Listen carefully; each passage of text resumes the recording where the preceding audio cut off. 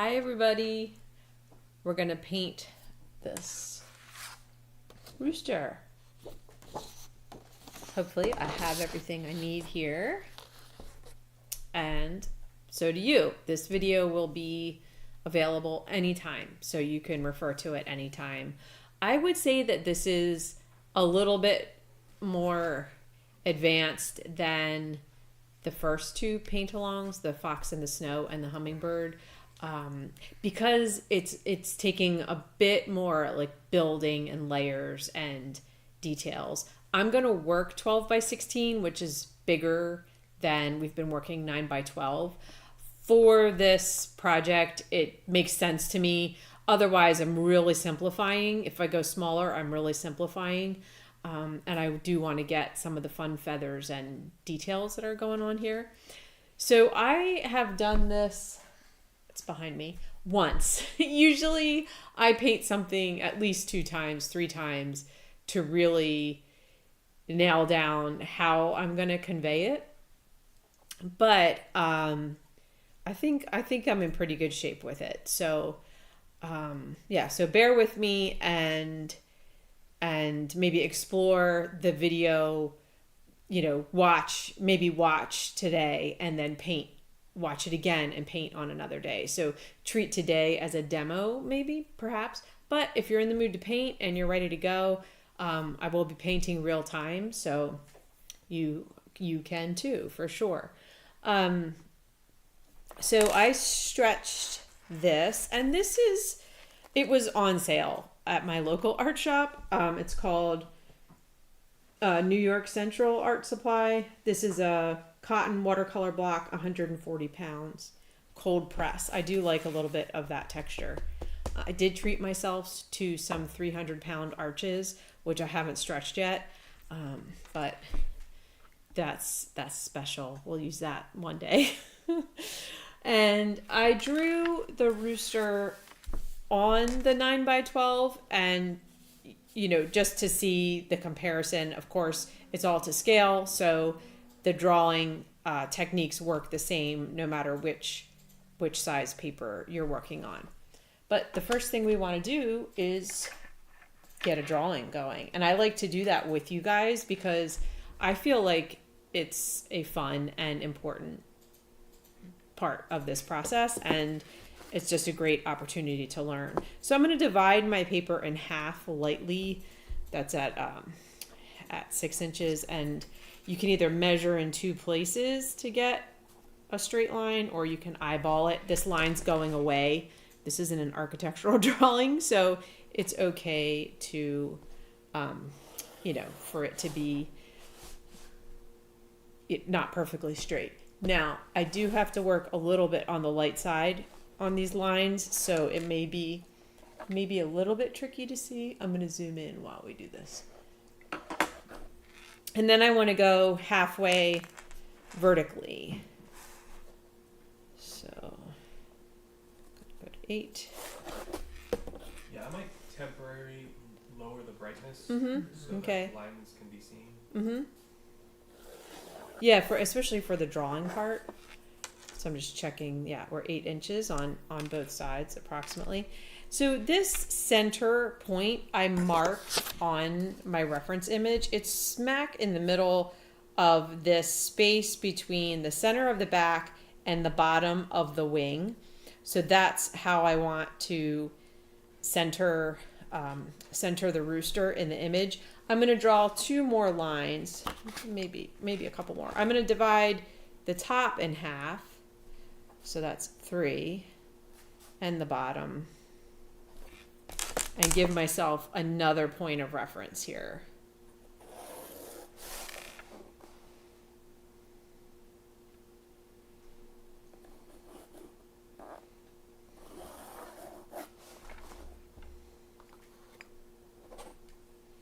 Okay. You could even put these lines, you could put them right on your reference so that you can see where everything lands here.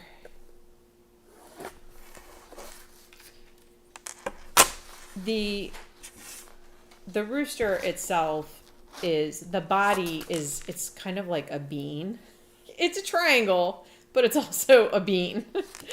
And the leg fur, this bit of fluff, is just behind this center line right here, and it is right in line with this 1/4 line that I drew. So that I can just get started, and then from there I'm going to start by eyeballing the rooster bean.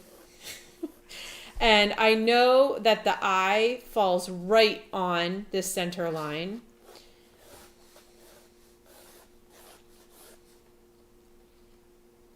And I know that the yellow, where the yellow saddle feathers transition to the tail feathers, falls just underneath this top 1/4 line. So don't quite go all the way up to that, because we want room for these black feathers.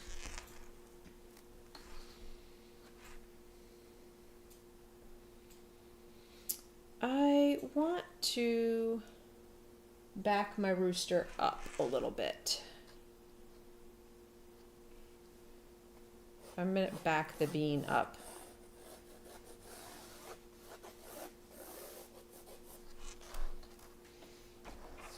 I don't want his face coming right to this edge, and I don't need all this dead space behind his tail. So I'm moving that back. I'm just going to measure on here too. Let's see something. So from the center line to his butt is 2 1/4 inches, and from the center line to this red, oh look, I wrote that down on my other notes, is 2 1/4 inches. So they're equidistant is what I'm saying. So from the center line to the butt, let's say 4 1/4, or no, I'm at 4 1/2. That just seems too far for me.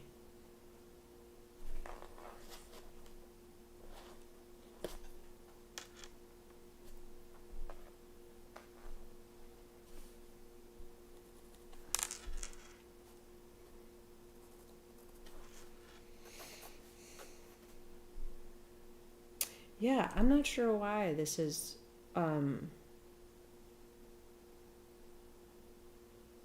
not spacing out right for me. I don't know why, because I did it on this one. Oh, 5. Okay. You're closer to the edge with the tail feathers. Yeah, You know. it's just I want this. Maybe I'm making the rooster too big in general. It's a jumbo bean. Let me get this other reference point on here. And I might not have this totally to scale. 3 1/2. 3 1/2. So that would be 1 1/2 and a little bit more. Okay. I'm getting this top 1/4 line on here. It's you know, using the grid aside, it's a really simple shape. So I just was trying to break it down into a way that that translated well, depending on what size piece of paper you're working on.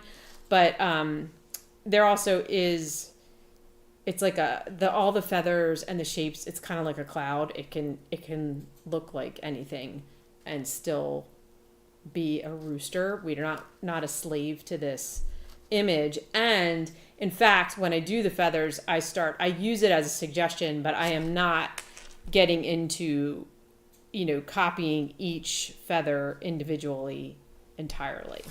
So kidney bean, they have a little bump on their back and then a little bump on the neck feathers.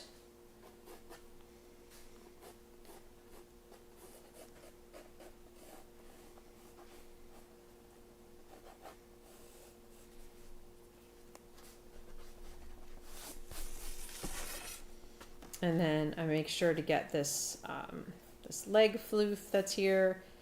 and then their legs come at an angle. It looks like about 45.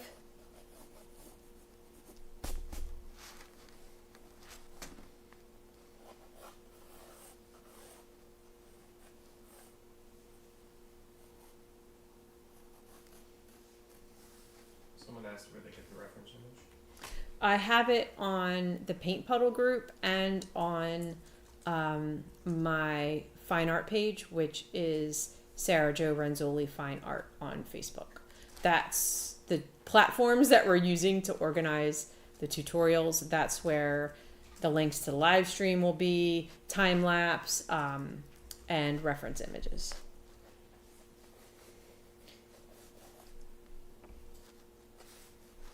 Okay, I am going to go farther forward. I think one of the things I did in my original painting too was I just shortened the rooster.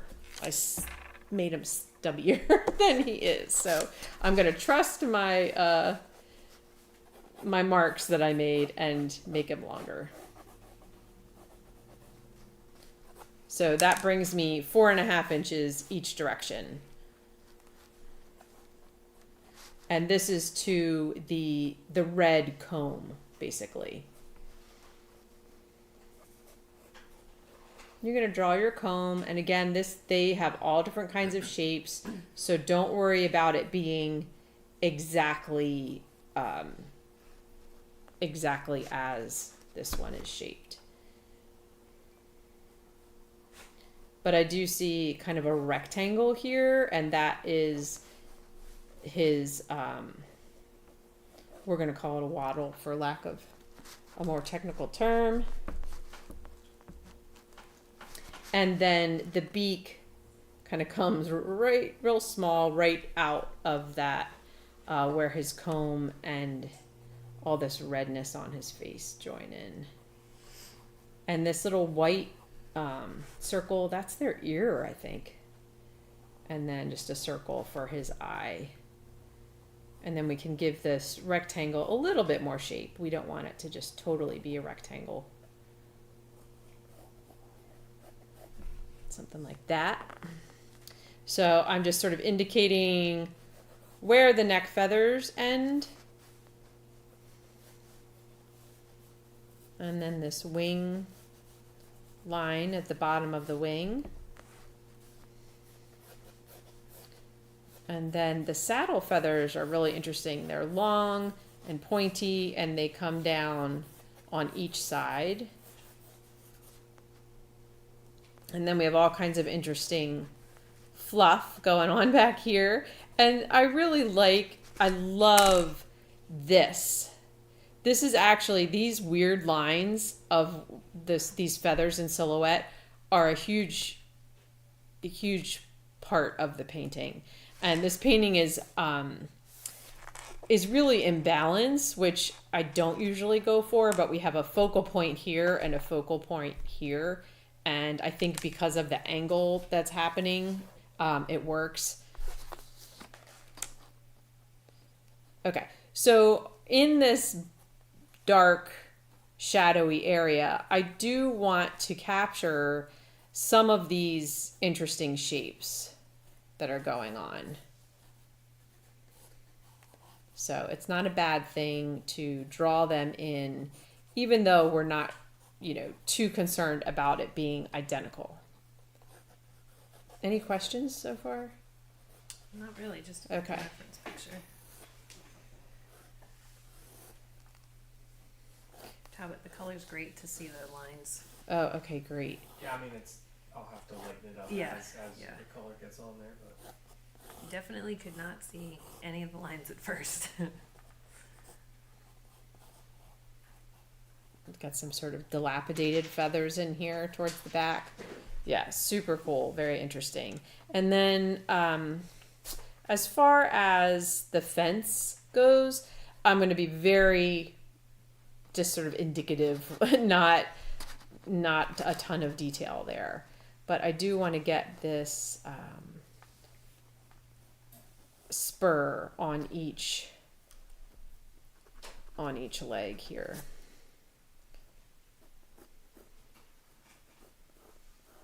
this one is in the light and this one is in shadow.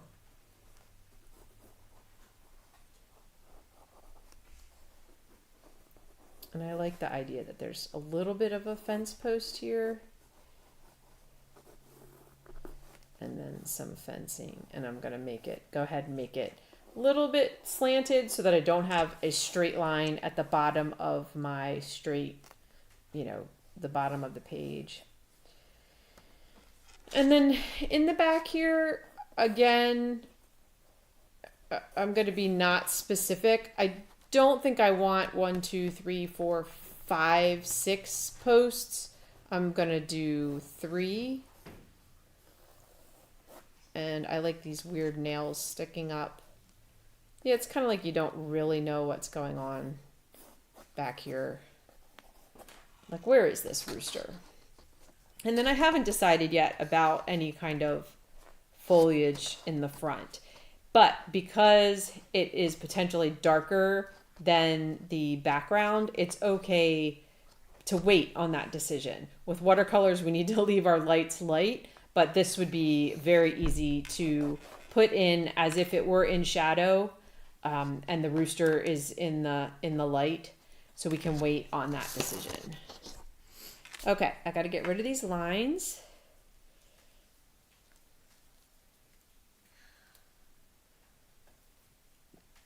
I had some weird remnant paint splatter on here. Oh, that's paint. But it's just when I was preparing the paper, I'm gonna take this off. When I was preparing the paper, I must have had a little bit of pigment on the brush. See, this looks like long to me, but I don't think it is. My mind wants to shorten it.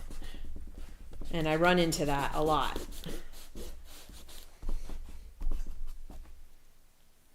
Ooh, okay, now we're getting to the fun part.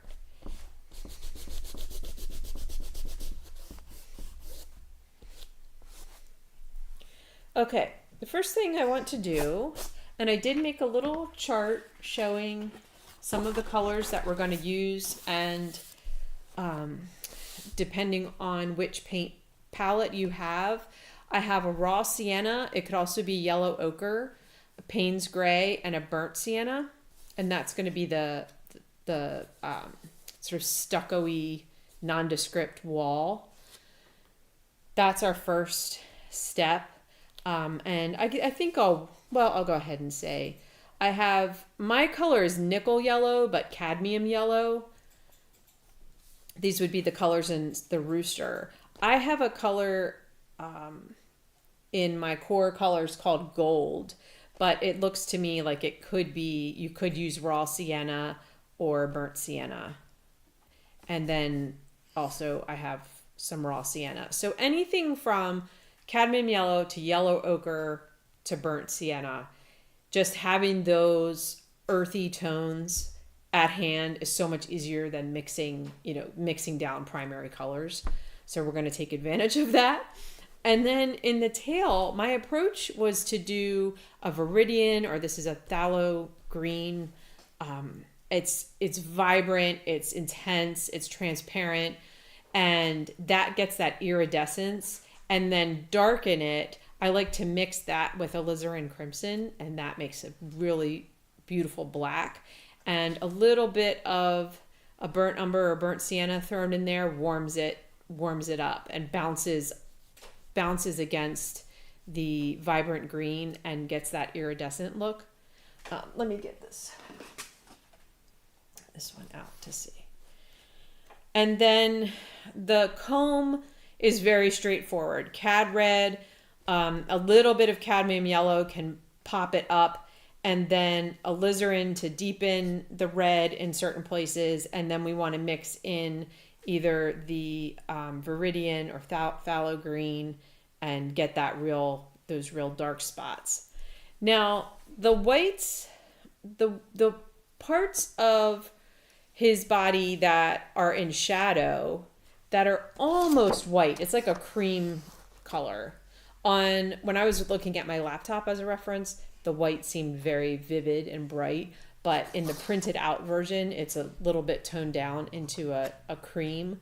So we do want that cad yellow / yellow ochre foundation for the warmth, but everywhere we turn a corner into shadow, and that this part that's a little trickier than other paintings, because we have a lot of variations here all the way almost to black, and we want to introduce some of the wall colors in that. So pretty much if I'm shadowing white in a painting, I'm going to pull from the colors that are in the surrounding area to do that.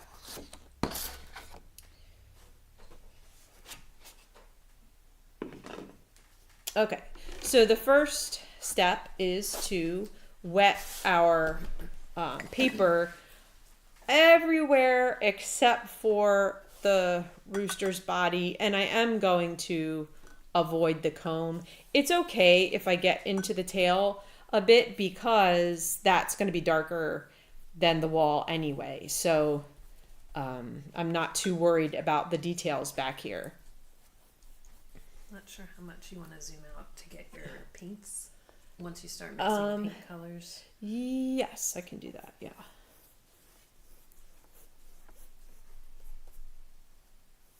I use as big of a brush as possible. That's kind of a rule of thumb for me with painting, whether it's watercolors or oils. That gives me a nice painterly approach, and I'm not getting bogged down in, just painting tiny little areas. Especially with something like this, which is a wash that we're trying to cover a lot of ground. So I'm not worried about the fence. I am avoiding the legs for now, but it's okay if the fence gets this color.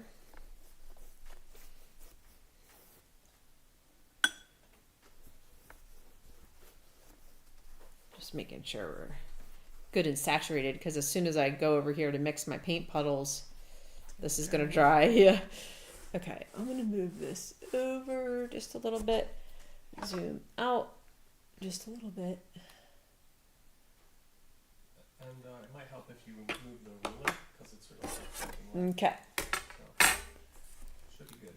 Okay. And then I'm going to give myself a good little puddle of water, because I want to get the pigment into the puddle and then drop onto my background. And to start, I'm going to use, you could use your yellow ochre, burnt sienna, and like a Payne's gray, or even you could put a blue, anything cool in there. I'll be using the raw sienna.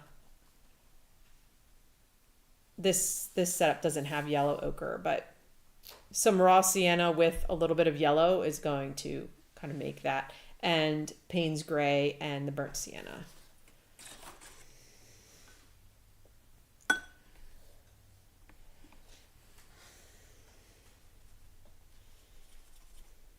So at first, I'm just going to mix raw sienna and burnt sienna because I want a warm start. Then I'm going to start dropping all kinds of color and texture into it. The nice thing about starting light is that you can just always go back in there. This is a concrete wall, so I am not worried about consistency. It's got a lot of variation.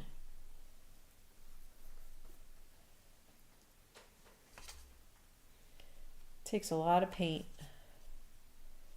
a lot of water, and a lot of paint.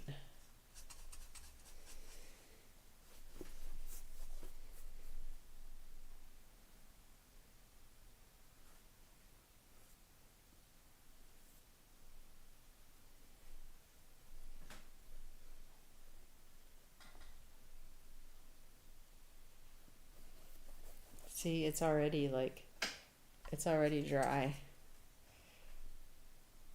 Crazy.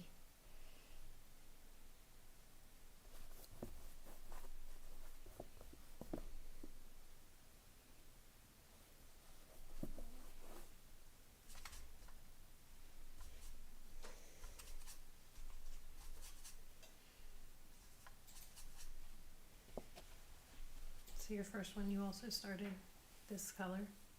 I think I started quite quite yellow and like green almost. Yeah, I'd say more yellowish Yeah. than reddish.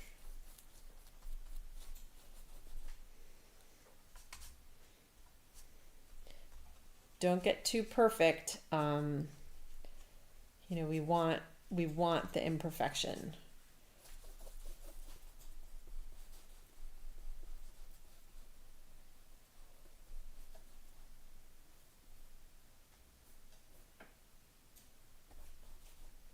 Sometimes I just grab a little more water on my brush because it's so dry already. Bonnie says I have trouble getting rid of the geometric look from the brush. Yeah, that's where really like wetting the paper comes in and making sure you're using as big of a brush as possible.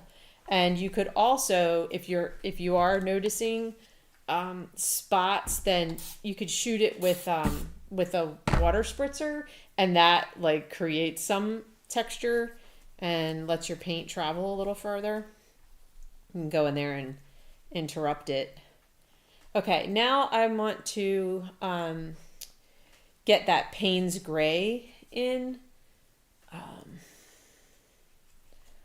So I'm going to get a good bit of Payne's gray and a good bit of raw sienna. You could be using yellow ochre, and that's going to make kind of a gray green. It's looking very and then red orange. Get weird with it. Yeah. Oh, it totally is right now.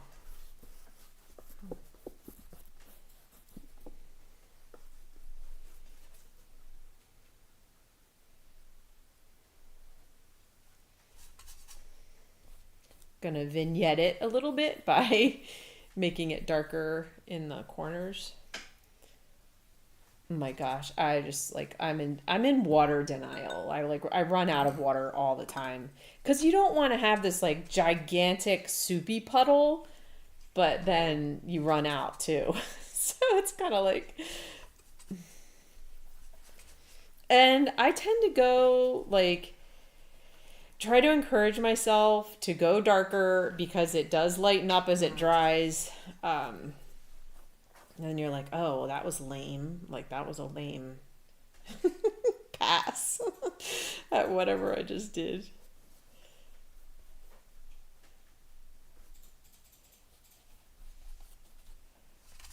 So I'm getting this like pretty much all over, and that's going to tone down the red yellowness. And then hopefully before it dries, we really want to get some texture in there. So that can be in the form of a sponge. You could pull some stuff up if you've got some dark spots. Another thing, if you don't have a sponge, like the palm of your hand like interrupts the paint and does weird things. So play around with it. You could also get a smaller brush and a different color. I'm going to go back to the Payne's gray.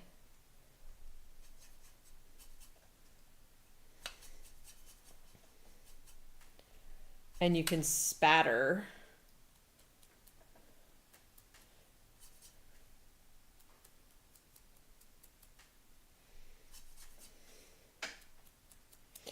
In my first painting, I went back over the background, like again. Mm-hmm. You know, I was like, oh, this isn't quite dark enough or not quite the right tone. So there is opportunity to get more color, more texture. If you go in with, I need one of my paper towels. If you go in with a clean brush,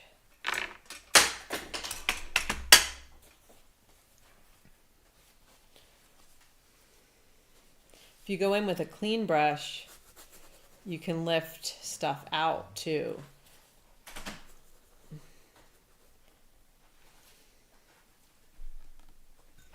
Or putting a drop of clean water can make some kind of strange edges, giving it some texture.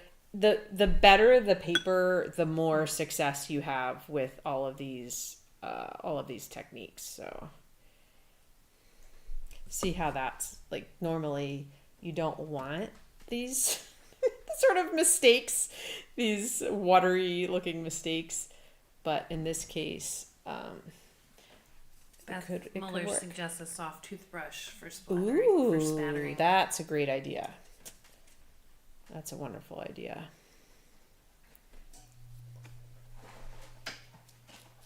Yeah, a paintbrush doesn't have not quite enough oomph. Oh, I really like that Payne's gray mixed in with the warm tones. And just go ahead and like blur this. Since I know this is going to be dark, I'm just blurring any weird line I might have right here. All right, let's shift focus and we can come back to that, because I could spend a lot of time splattering and messing with that. I just want to loosen up this spot I made around his. You know, people think it's not very forgiving. I mean, I guess it's not in some ways. You have to have a plan, but you can manipulate the paint, you can recover, you can move it around.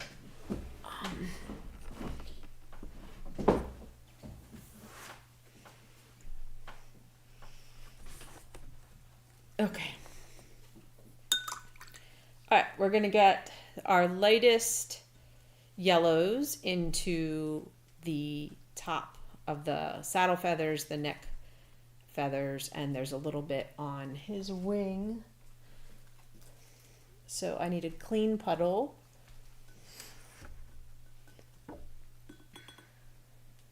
And if you want to use yellow ochre, cad yellow, I have nickel yellow and gold. It's sort of going to operate as the same thing. And right now I want to keep it a little bit light because this is our first pass. So I'm just going to go ahead and get these neck feathers going. And if I feel it's a little intense, I can wet my brush and just get some water into that and move that around.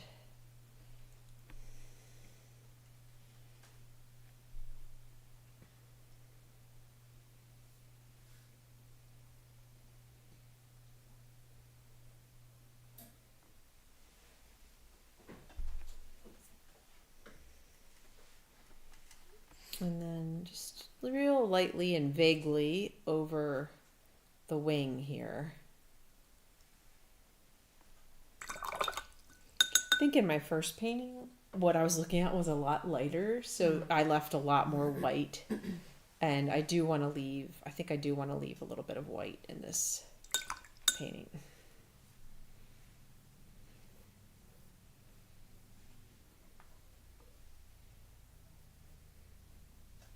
And then the saddle feathers, just nice and light on the top where the sun is hitting. The sun's, we're saying, coming this way from the right.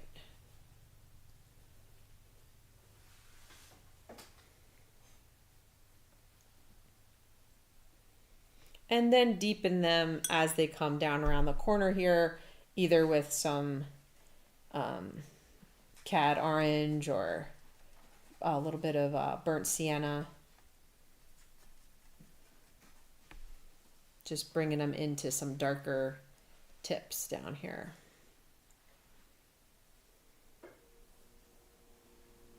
You can throw some back in the neck feathers too.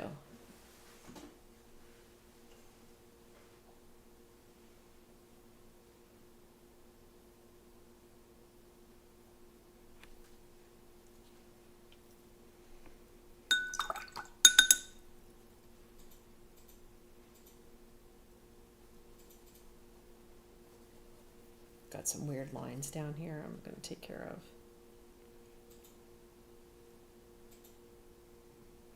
I really like it with some of the brighter whites. Yeah, in yeah.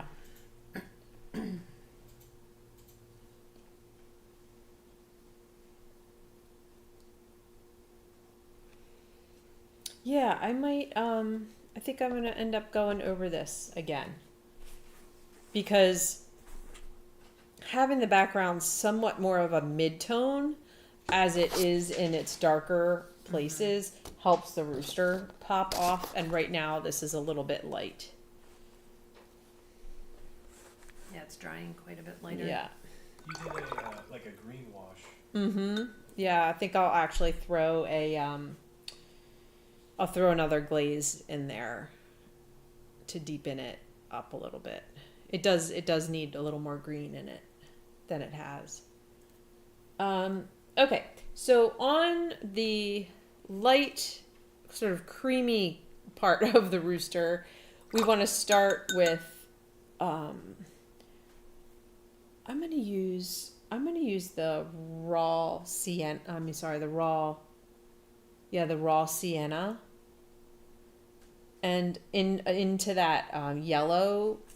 Light yellow, so you guys might have cadmium yellow or yellow ochre, but just a really nice light yellow, but not a pure yellow. You want to dirty it up a little bit with yellow ochre or raw sienna. And around the shadowy areas, which we're going to say the light is hitting, so maybe it's still hitting the top of the wing, it's hitting the top of the thigh here. So it's hitting the front of the leg. So everywhere that the sun isn't hitting, I'm going to put a little wash of this yellowy color just to get something going. And then I want to take clean water and lift out the edge towards the light. So it's a little blurred. It might be hard to see. I did that so lightly. Someone asked what you mean by glaze.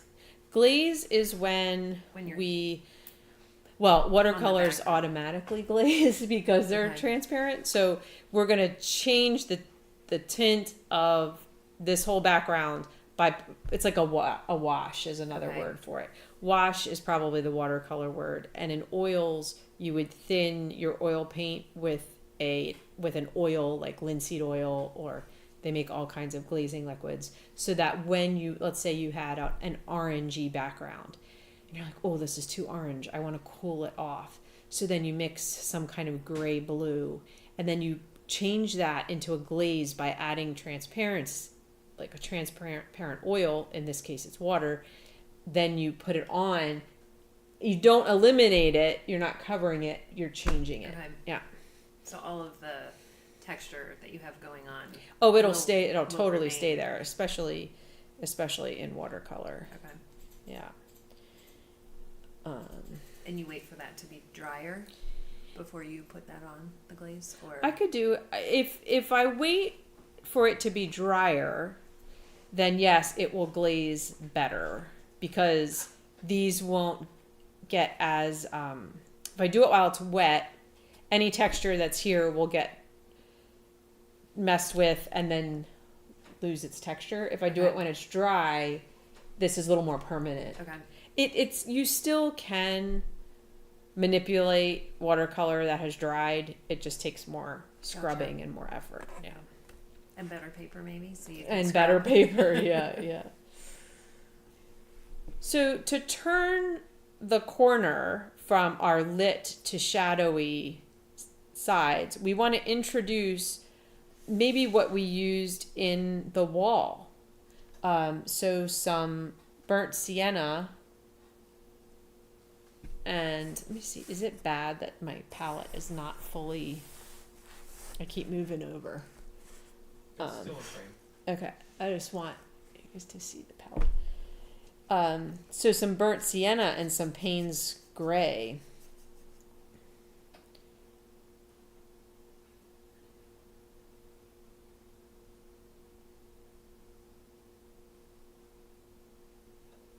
This is a pretty big leap that I just took because I just went from light to rather dark.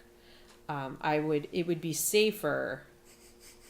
It would be safer for me to start with a slightly darker color. I mean, in between. So I'm going to back up a little bit, get a little bit of burnt sienna into the yellow that I originally used, and just put that and wash this darkness out a little bit.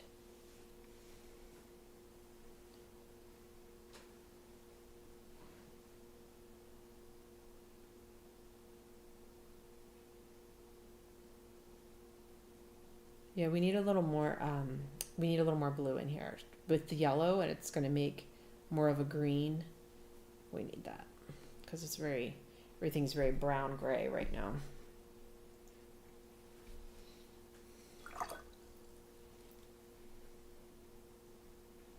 So these hard edges, I can eliminate those by wetting my brush and going in here and scooping it out a little bit.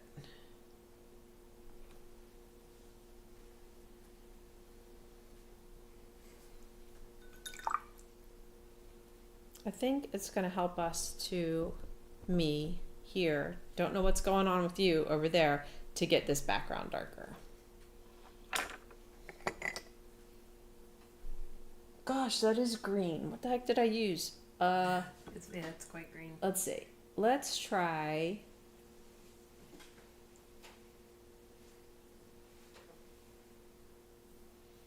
Because I'm going to put Viridian in elsewhere, I'm going to try that. So I'm using the phthalo green. I don't even know if I'm saying that right. It's spelled really weird.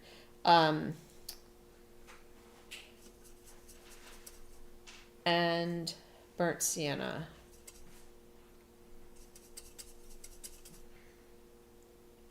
That's a nice color. You know what that is? That is the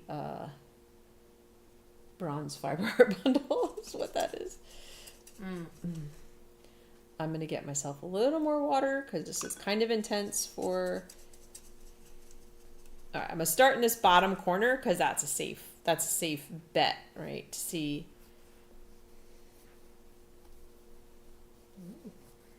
Yeah, I think that's going to be good. And I did not make nearly enough paint. Now, I kind of don't mind a little bit of dry brush situation because that's sort of stucco-y. Mm-hmm. Yeah, I like that a lot. Okay. So, Viridian and burnt sienna.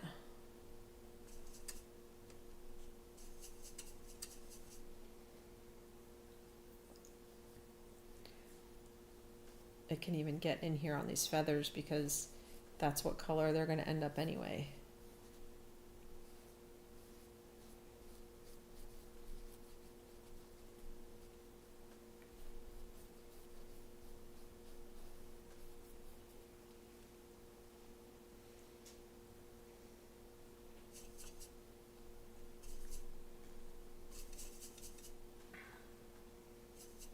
Some of this gold color too. Uh-oh. I just made that really yellow.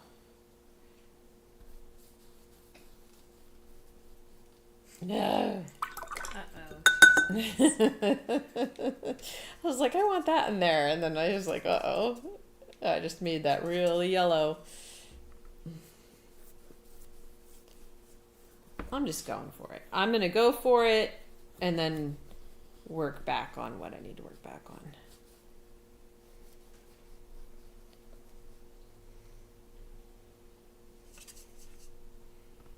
This green is getting this little bit greener is going to look really cool with the red comb.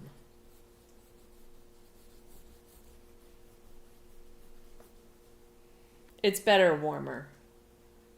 I think it's better warmer. This was too cold.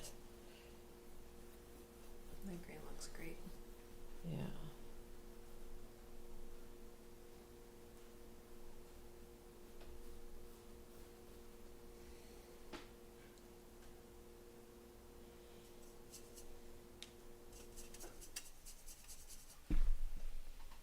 This is quite green because it'll look cool against the red, and this was very kind of a reddish background, so it'll all balance each other out a little bit. It's making such a cool color with that orangey brown. Yeah, Come like behind that's it. the glaze effect That's awesome. that we're looking for.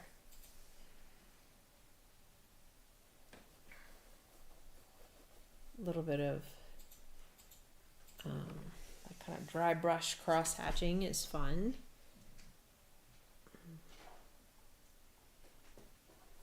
Someone said your go for it's are always gorgeous.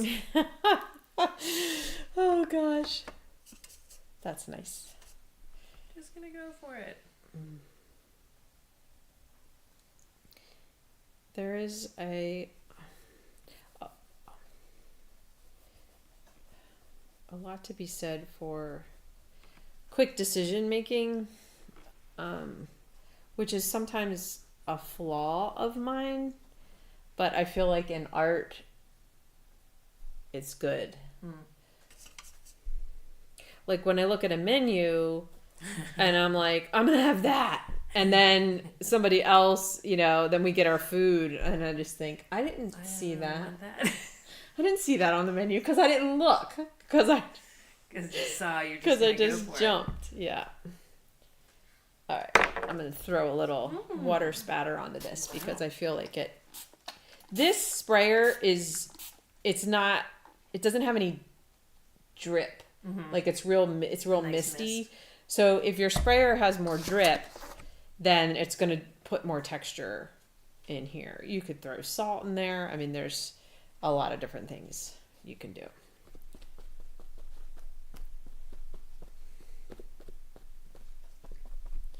Yeah, like our weird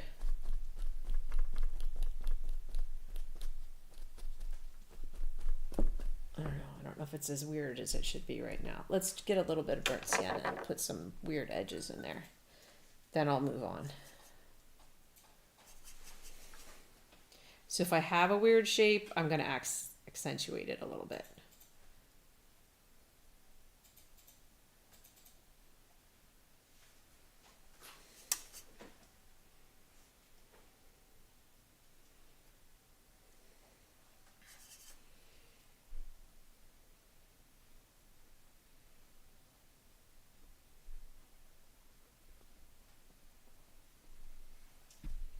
All right, we're good. We need to move on. We'd be here all day painting a wall. I thought we were painting a rooster. It's the negative space. It's very important. It's important. Okay, this is going to be fun. We're going to have fun now. I've got this medium size brush. Well, let me use this one. Flat, sort of quarter inch to half inch brush. And I just want to get some of this dark green. And I'm going to go into my tail feathers. Now, we just sprayed this, so if you have a blow dryer, you could hit it with the blow dryer. That's one thing about watercolors is timing and bouncing around a little bit from thing to thing so that you don't, you don't want blur in unplanned like blur and stuff like that because it could bleed. Okay.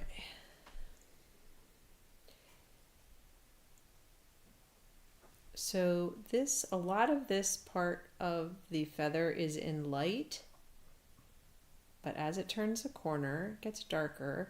But leave yourself some light spots. We don't have to cover everything right now. And again, I'm looking at my reference image, but I'm not I'm not totally like, oh gosh, this feather is on top of that feather, and it doesn't have to make perfect sense.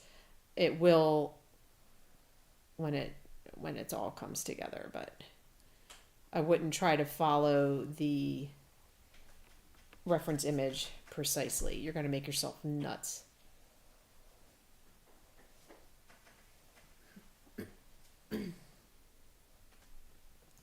This is artistic license, when you just kind of do what you want. And that will develop more and more the more you paint. You'll see the places to take advantage of the possibilities.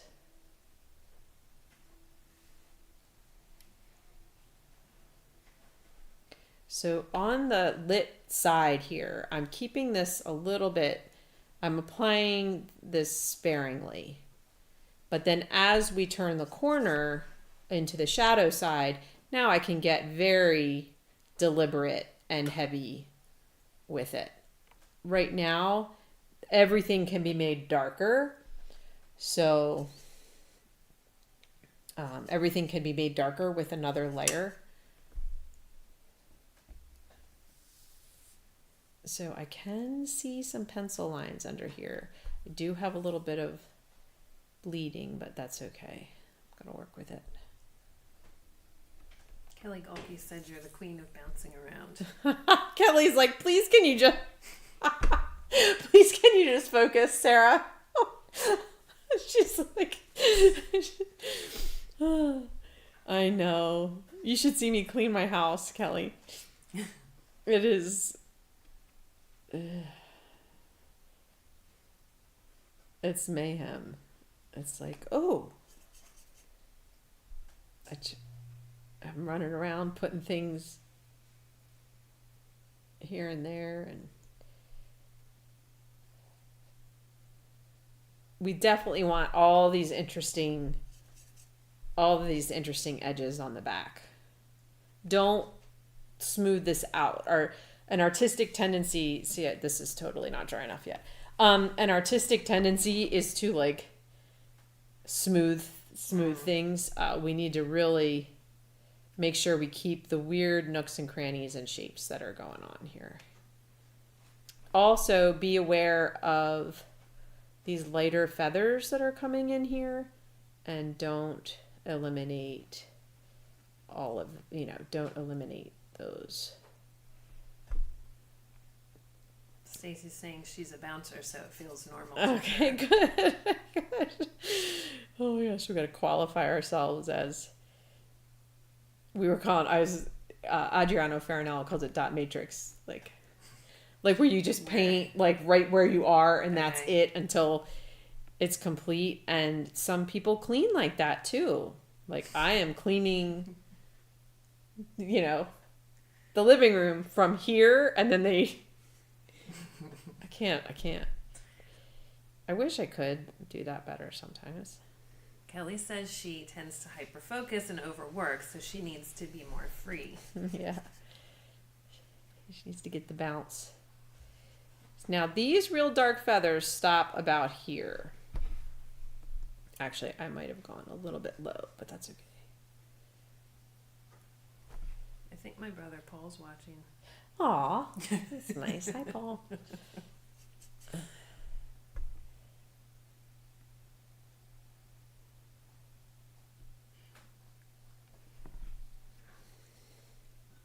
I'm going to lighten my paint puddle a little bit with water, and I'm putting some burnt sienna in there. We talked about this is the color that's in the wall.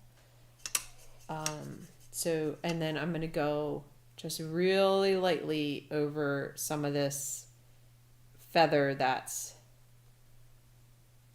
because it's not white. We don't want it to be white. It just, but we do want it to be interesting, so. The background is drying so cool. Oh, okay, good. Phew. Okay, and I'm going to get a little more burnt sienna, get a little bit of a brown color, lean it more towards brown. and get some of these. There's like some brown feathers in here. They're underneath the orange saddle feathers, but just a few different colors coming on in here.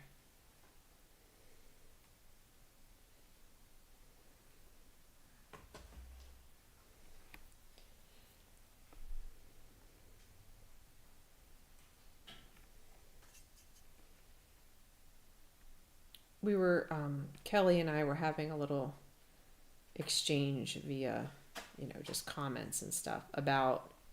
Right now, I'm putting this darker brown in here to identify the tips of the saddle feathers. We were talking about bouncing around, but more in terms of developing a painting as a whole. To me, it gives it unity.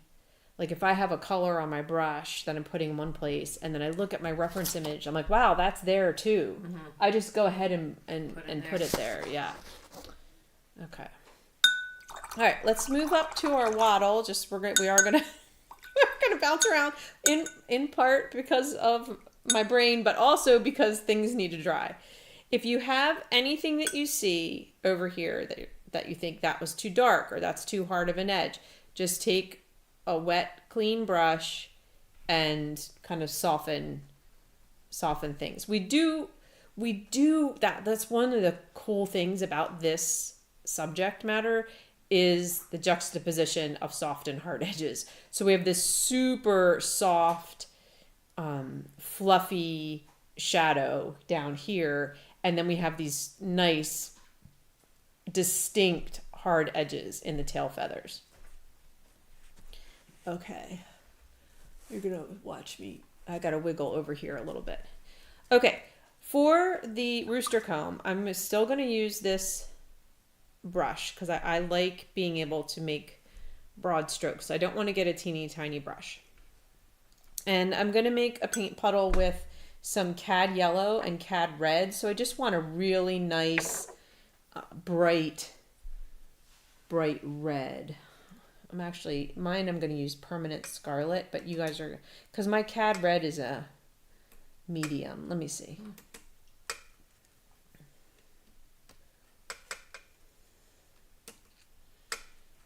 Okay, and we're going to do our first pass. Now, all I have to do this time is make it red. I want to leave these little crown feathers light that come in between the comb and the face red. So just make sure you leave that light spot.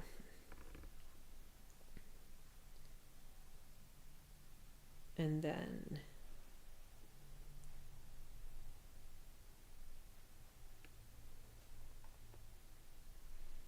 this is where it's just like, it's just, especially once you have your drawing, you're just like coloring. You're just coloring.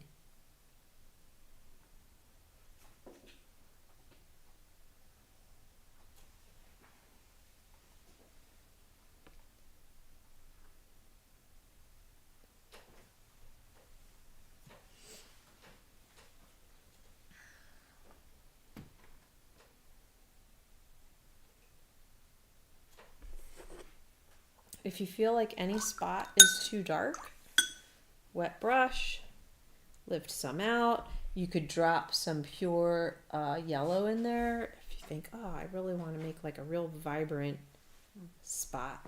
Oopsie, I just went into my wall.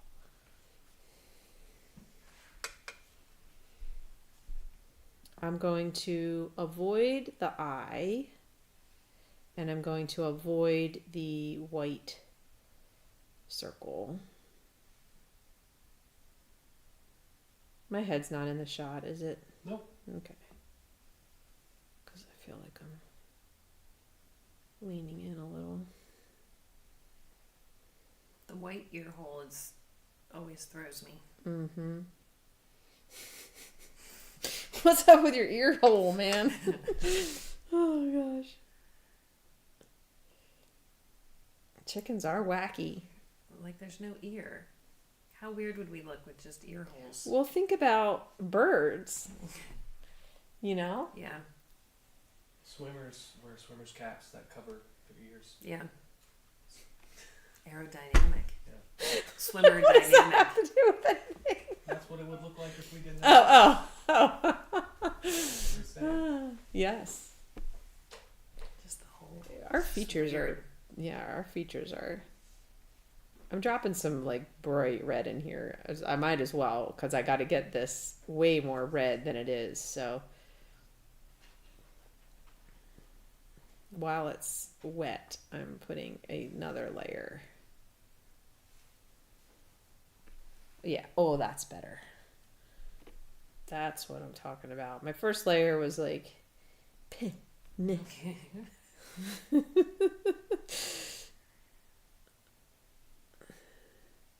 that's not red.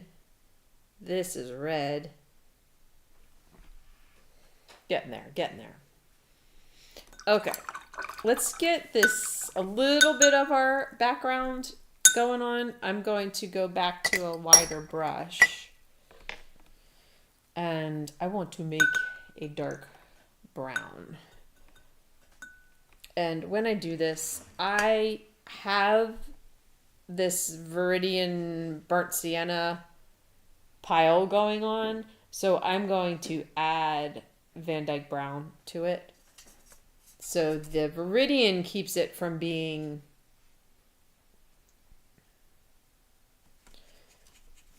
too just, we don't want to be just brown. That's boring.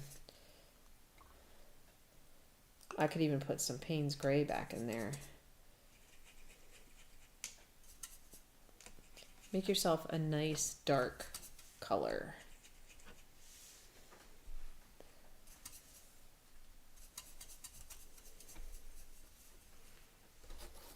I gotta hold my picture up.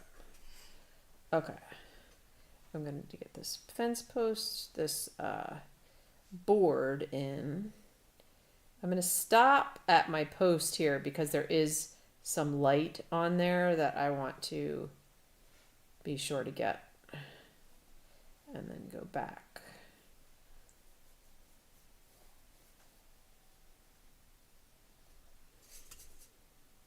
Definitely want more Payne's Gray in there. It's too brown. We want it to look weathered. Old boards are gray, not brown. Now, if I really wanted to correct, I could get some blue.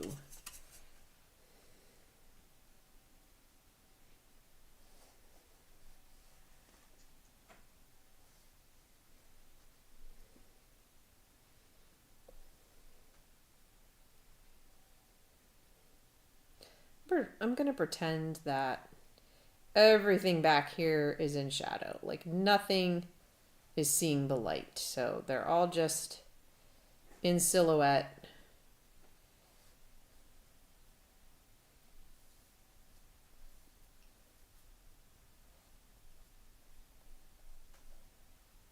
And now I can come here and say,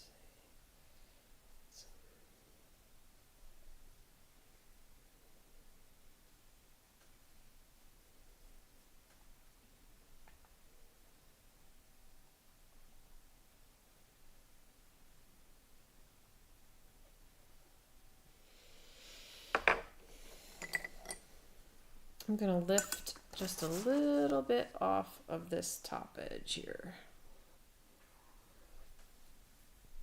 But this is going to get another pass, so I'll leave this edge light, and that'll make the distinction between these posts in the back and this board here. That looks very cool. Cool.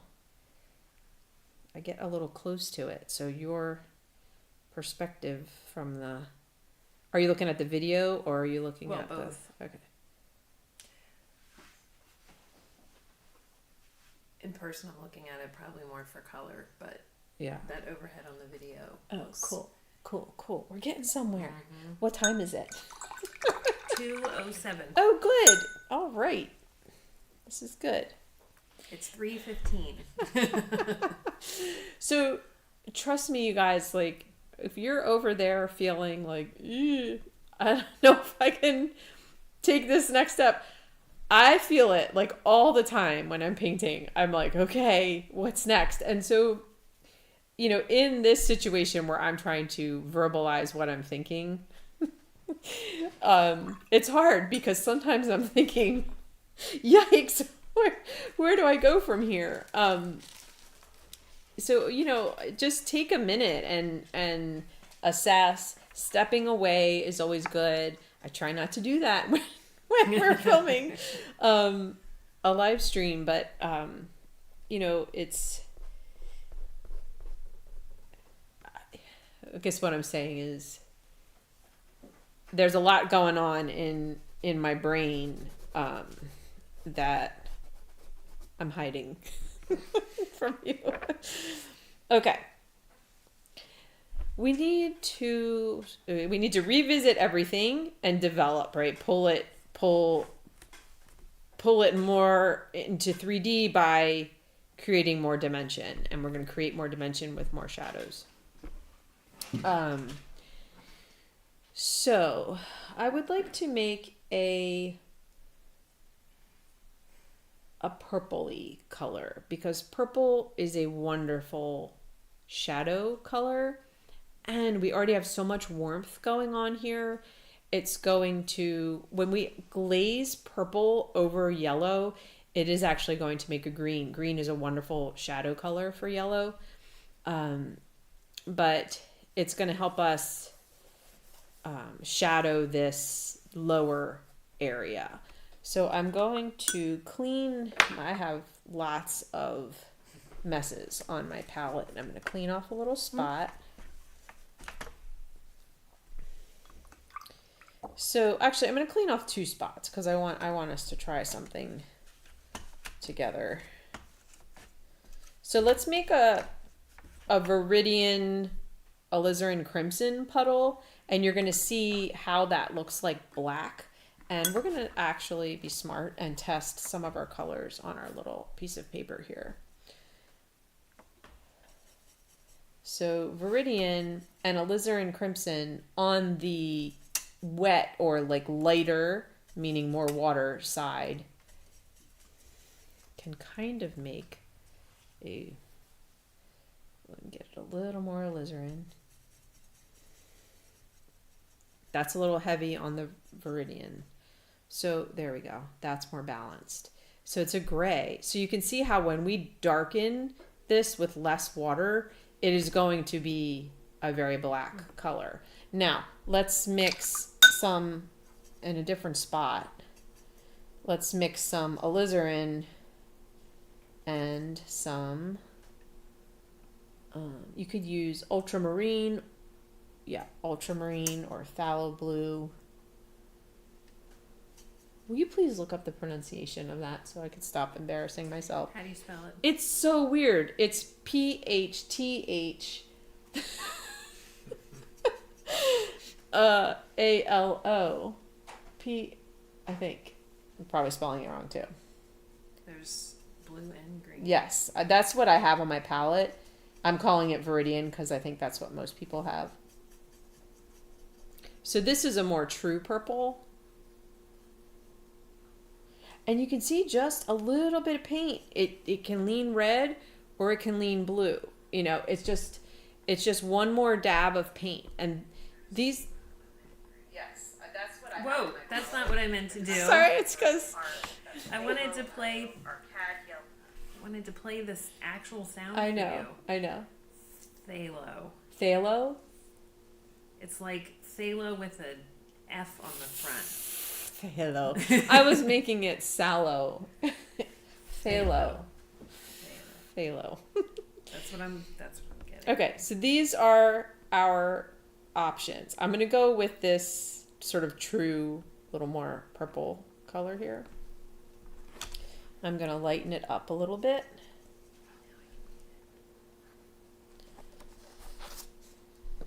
And I'm going to put it in the darker areas of shadow. We have cast shadows and then we have form shadows. Cast shadows sometimes have harder edges, I'm putting like, there's all these fun little feather details going on in here.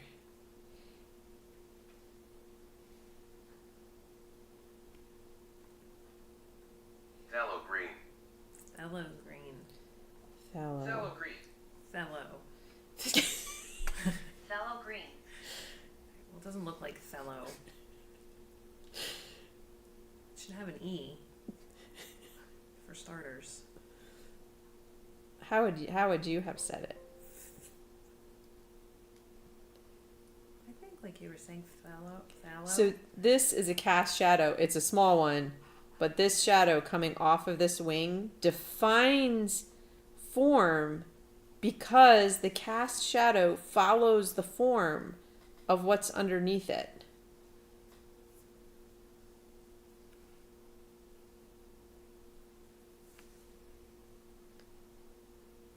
And this cast shadow goes all the way back around the butt.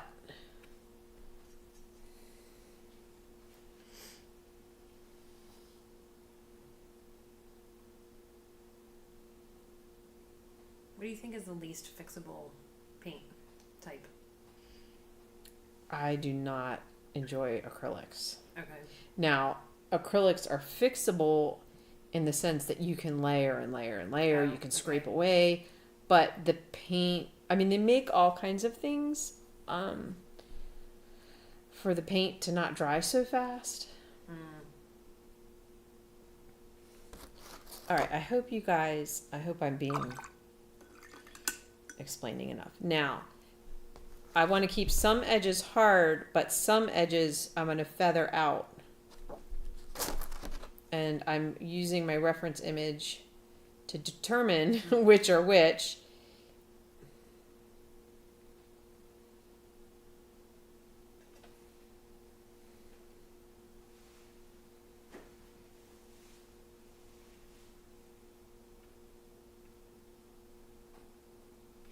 The more water you put, the lighter your color. And it's always safe to go a little lighter. I'm going to put a little bit of this wall color in here because it's getting a little cool and purpley. I want to bring some of that burnt sienna into it. Some of this bronzy wall color. Warm it up a little, warm it back up a little bit.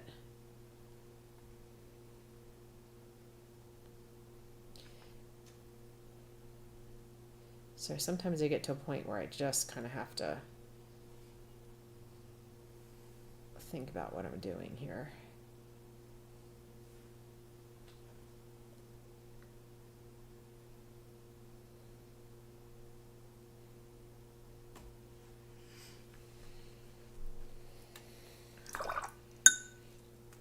It's like a dance around all these cool feathers. I'm getting a little bit of warmth back up in here. Just feeling even the yellow that I have on here, I would consider it it's a cool yellow. Like it's a little stark, I guess. Yeah, so we're gonna keep coming back to this, but I hope you get a feel for how to add layers, like add color, add layers, to start to make the form round. We're starting to get it in here. This is not there yet. This is still very flat. And the reason we're starting to get it here is because I put that dark. And the dark makes lights lighter. So that's what creates form. Okay, this is going to be fun. I keep saying that because I really want you guys to be having fun. We're going to go back into our tail. And remember that alizarin crimson viridian mix? I'm going to darken that up. Nice and good. So I'm going to get it, I'll show you on a piece of paper. I'm going to get it closer to black by adding more pigment. So here's the first one. Here's this one. Quite a bit darker. And we're going to do another layer in these dark feathers. Now really go for it. I could go even darker because like I said, this is going to lighten up. It looks plenty dark when it's wet. And then you take a look and you're like, oh geez. So keep some nice pointy edges.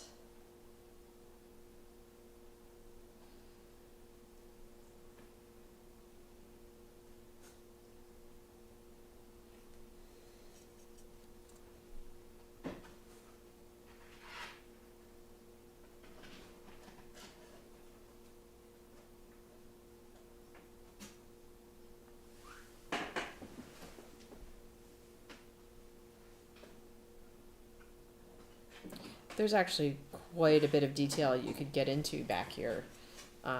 So that's fun. And on my original painting, I stopped a little soon. Like when I'm looking at it, I think, oh, there's a lot more I could accentuate back there. I do, when I used to paint with watercolors all the time, I did keep a blow dryer next to me. And that's a great way to accelerate your drying time.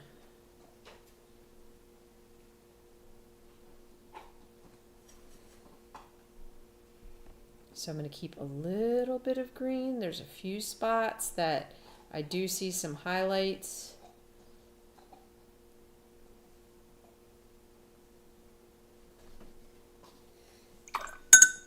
So I'm going to just get some straight green on a wet brush and kind of like go back into those.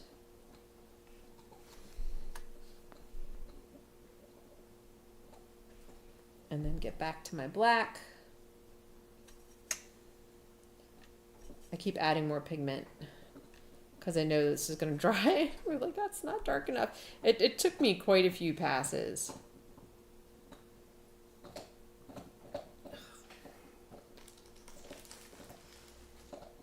Is it loud? I don't know. It probably will be picked up. Yeah. I'll ask what people hear. See, he's having a bone.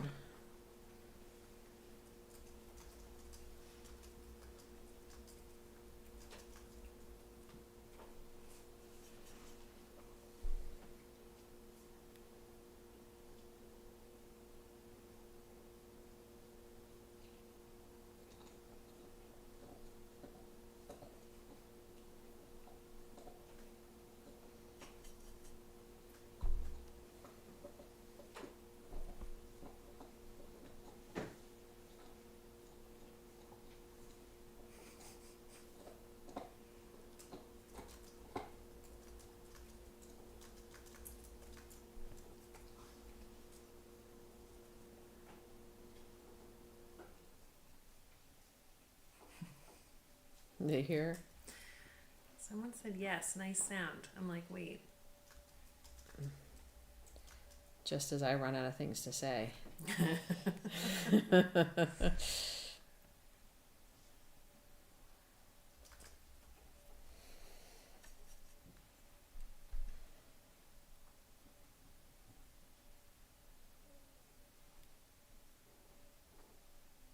Oh.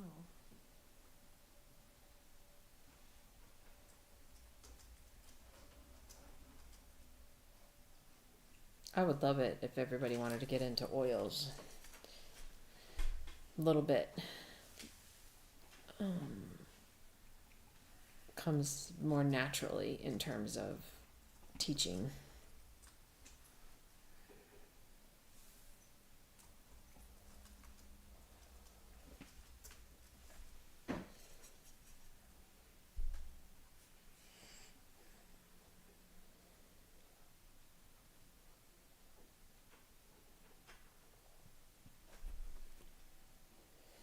Getting there.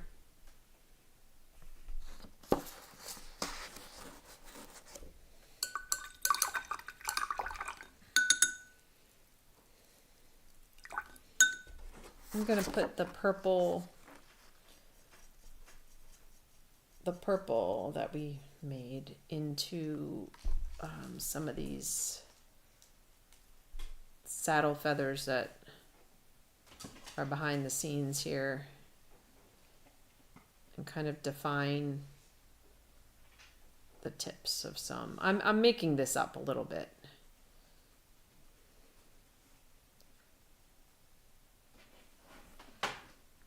But I want to give a distinct drop-off point.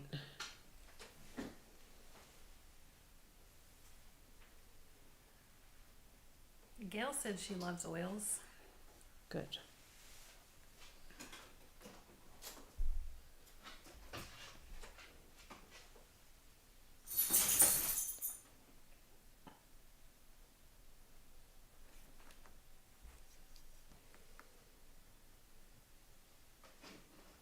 Yeah, I think the key to this feathery, soft feathery area is building up slowly.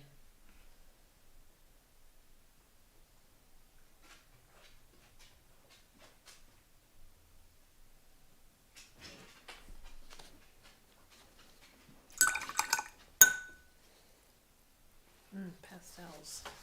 Oh my gosh, I love pastels are the bomb, but you have to have like all the colors. Oh. You know what I mean? Like, I mean, you don't. We could pick a palette. Okay. Okay, I want a little bit of dark. Let's see. I'm gonna try the burnt sienna into the Viridian, which is our wall color. No, I just got it really green. I want to bring it back towards brown. There we go. And then get a little bit of this dark warmth because this is all pretty cold still. Needs to be warmer. Such a cool picture.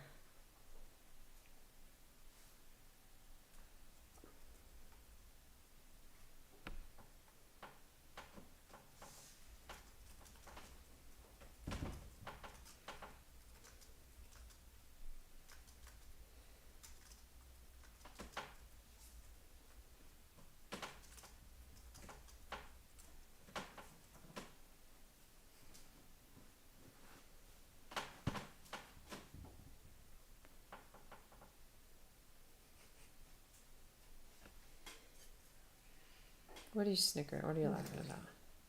Well, Sadie's turned about 8 times and still hasn't gotten her comfortable. And it keeps making the table. Making things wobbly. Okay. Let's get some more detail into the neck and saddle feathers. So I'm going to go a little bit darker with burnt sienna and either yellow or yellow ochre. We just want to deepen the tips of these feathers. This was a little bit of a dramatic, so I want to back up and get something kind of in the middle here.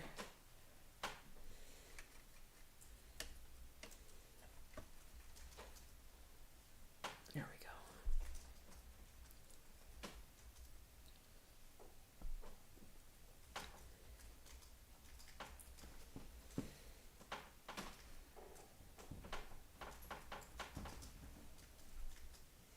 I leaned it a little towards brown or orange because I don't want the whole thing to be like canary yellow. That's weird.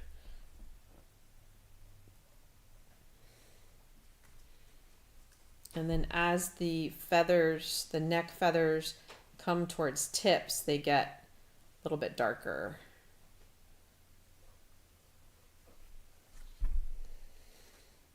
So the areas that you currently have, besides the feet, without paint, you're gonna leave those mostly white. Yeah. Very cool. All right, so a little bit of yellows, yellow ochre, something toned down a little bit. So what I just did to the neck, I'm going to do to the tail here.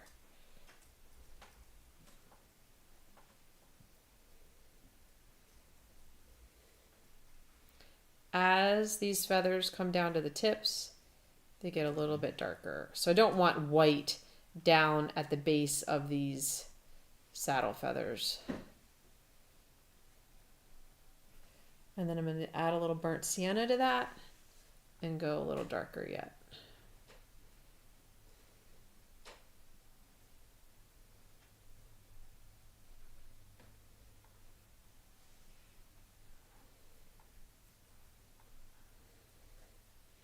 And I'm going to thin that out, get a bit more water in it, and do another pass on. I'm keeping this pretty random because I don't totally understand how this rooster is marked here. But getting a little bit more color into the wing.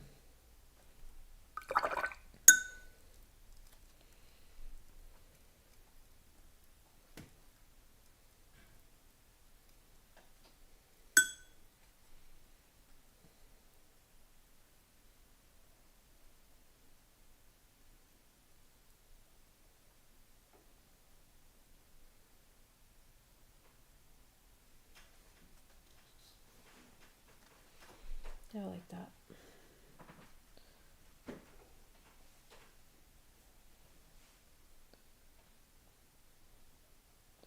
I'm warming up this white.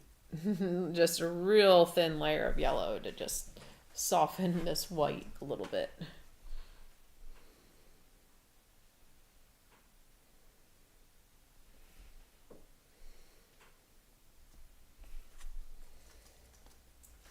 All right, it's time to go back into the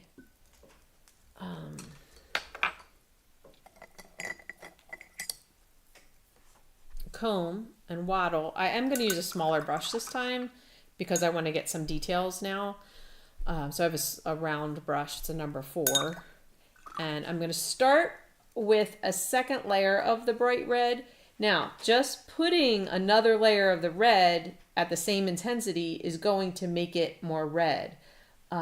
So I want to do that before I add a darker color. So just by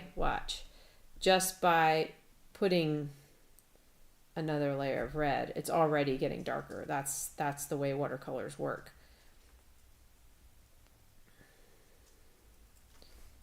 So it's pretty safe to make all of this very red. You might want to leave just a few light spots.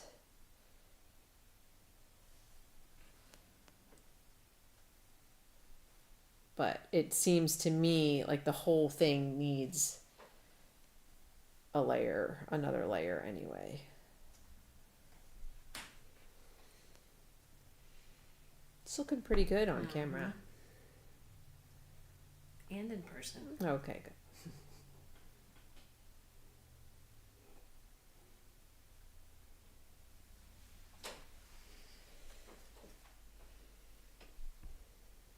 They're so cool. What is the reason for the comb? This is a good question. Yeah. Pretty sure it's for mating. Really? Yeah. Isn't everything? Good looks and charm. Why do I think that's to do with cooling or something. help regulate body temperature?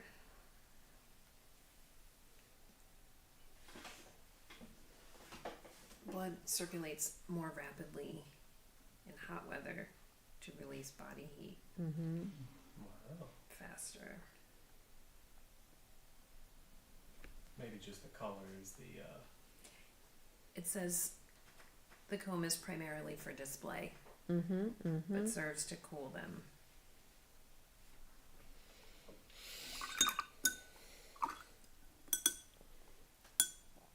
Using a clean wet brush just to pull, like, I don't want all of this as saturated as I was going. Oh yeah, the roosters use them to impress the ladies. But are the ladies impressed? Probably depends on the rooster. Okay, we're going to get some alizarin crimson, which is our dark red that we were using in our purple. This is a cool dark red. The cadmium is a warm medium red.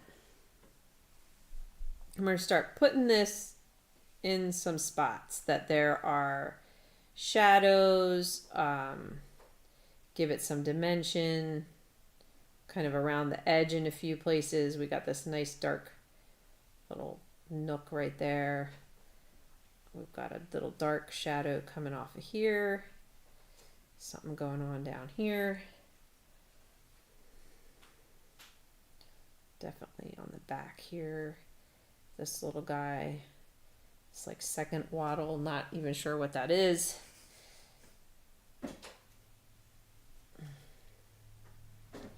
Couple of shadows around the eye.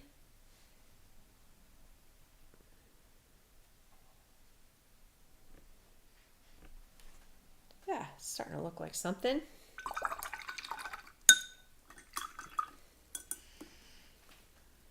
Let's get a tone onto the beak and legs. I'm going to take a little bit of that red and mix it with some of the yellow that I was putting on the feathers, just to make a nice peachy, pinky peachy color. Get going down here. Leaving some light at the top because that's where the sun is hitting.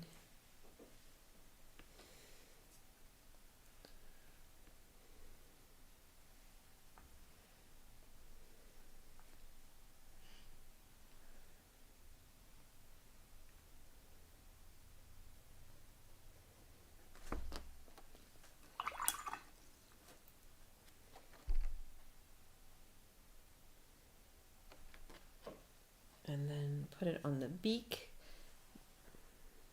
Watch your watch that your beak doesn't bleed into your comb that we just were working on. Oh, like that.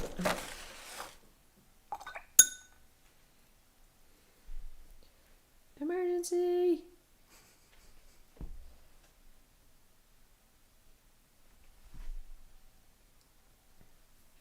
Starting to be a dude. I think this should be dry enough to get our little black lines. Anything that's a detail, like let's say I was painting a quilt. What? Heaven forbid. A quill?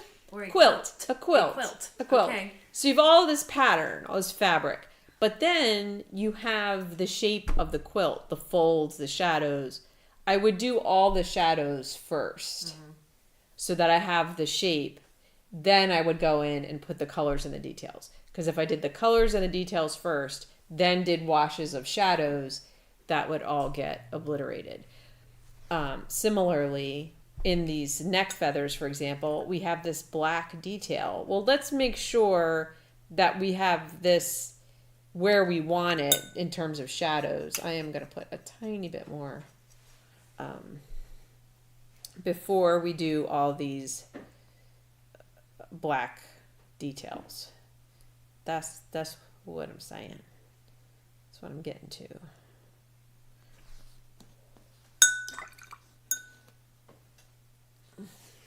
Did a better job on that one, on these soft shadows. I think it needs like more green. I think it needs the wall more color. Green gray going on. Yeah. I'm going to try it. Don't do it yet.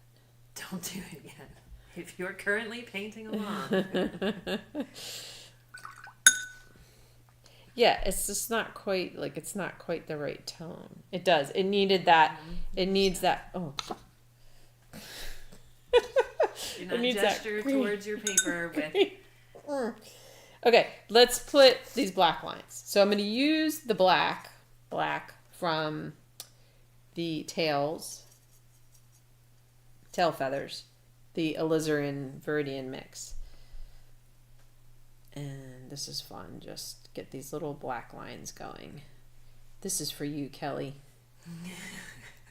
Details, details. Who else likes details? Yasmin. Debbie. Mm-hmm. Doesn't she love details? She loves fingers. Crazy people. Don't be too like line. You gotta. The feathers are going every which way a little bit, so.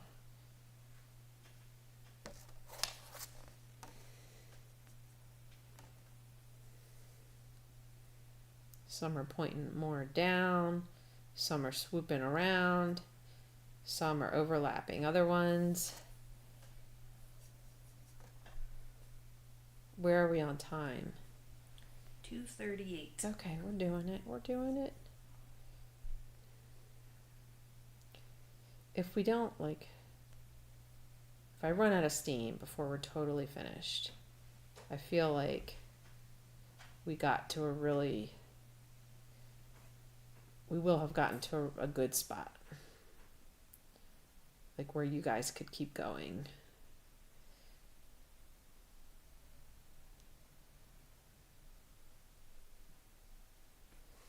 Ooh.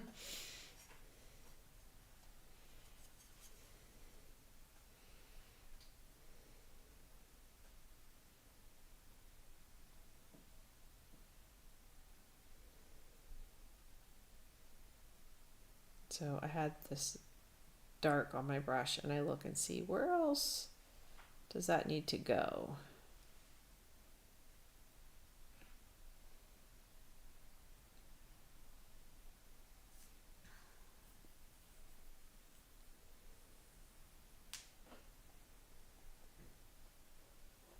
Okay.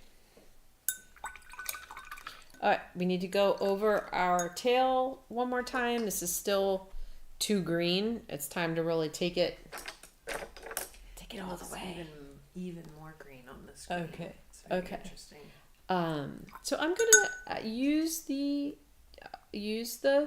same mix, the green and red mix, but I'm gonna add Payne's gray.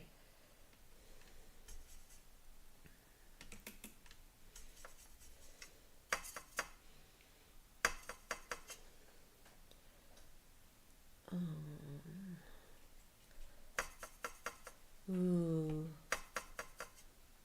that's pretty.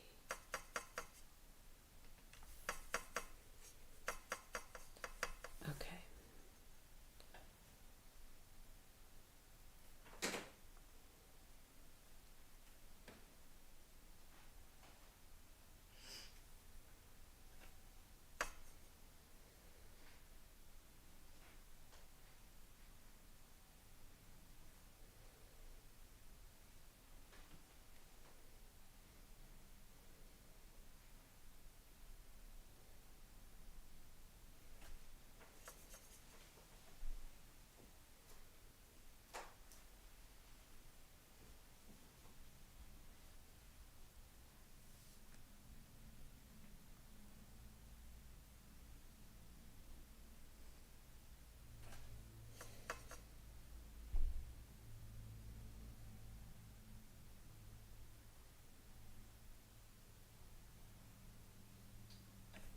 So because you're putting it on top of something that's already darker, does that also help it to be darker? Yeah, everything just builds. It gets darker. I am being aware to leave some lightness because now what was one of the darker spots on the painting, now we're going even darker than that, and I do want to leave some lightness so that we can really see shapes.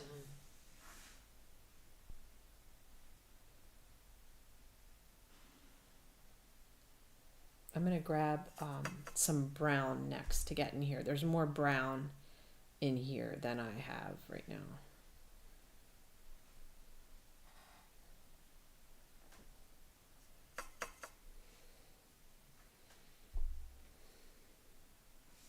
Oh my gosh, if we put that stinking window in here, we would have been here all day. The window took a long time.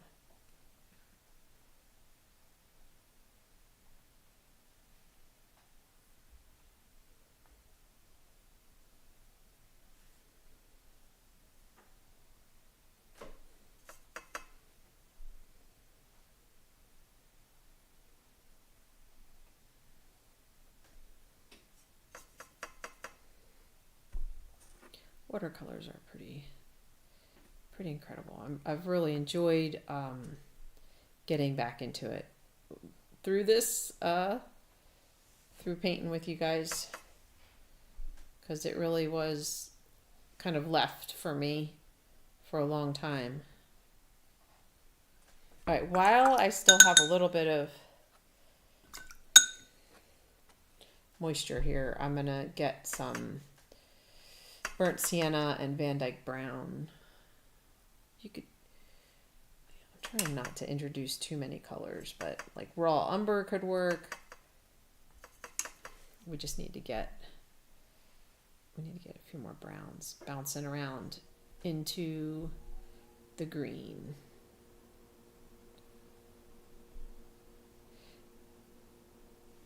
Doing so is going to make the green look more iridescent.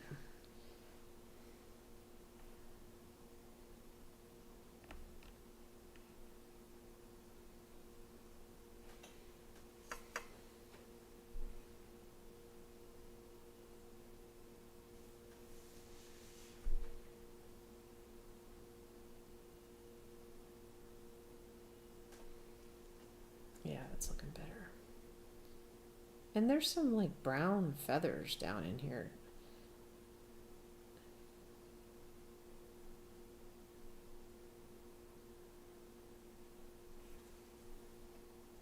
Yeah, you could spend quite a bit of time sort of accentuating and chopping up what's all that's happening in his butt. I think this picture doesn't really have it, but I think I'm going to put some of this. No, I was going to say I was going to put some of the black details in here, but I don't think I will, because it won't.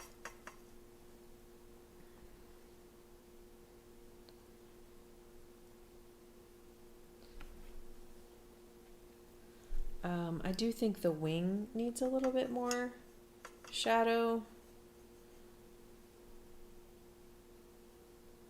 Uh-oh. It's a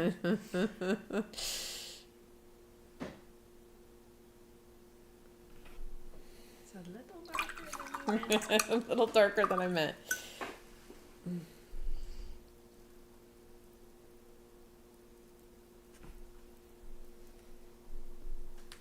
That's like just gone. Yeah.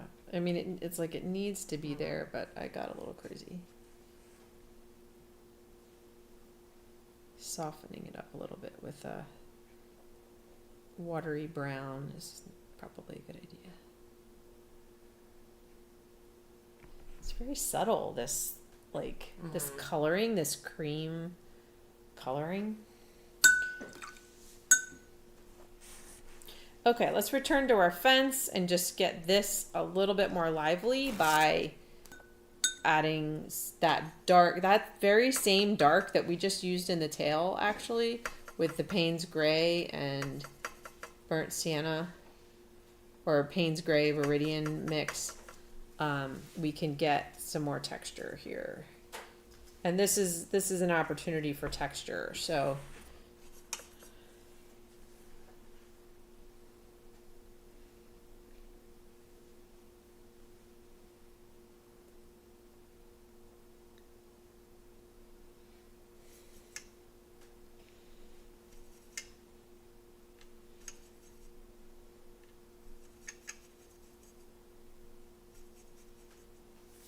I'm getting quite dark. This is almost, yeah, very, very dark, similar to the tail. We need that anchor of darkness.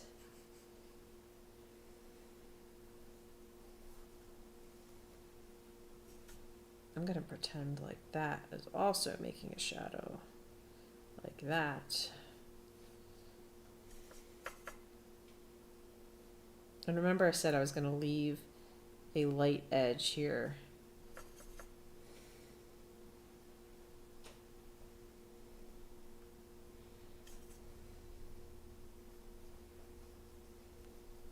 Seems so dark, but it's still gonna lighten.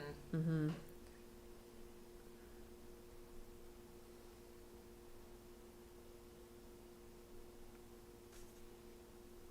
think when you first painted them, they were perfect, but then they dried, so you need to go back over. It's like a little bit of a mystery what it's going to look like at the end. I'm sure when you watercolor all the time, you know a little bit more. Like it's just a process is the thing. Like don't, you know, when I did a few watercolor little things when I was on that, you know, retreat,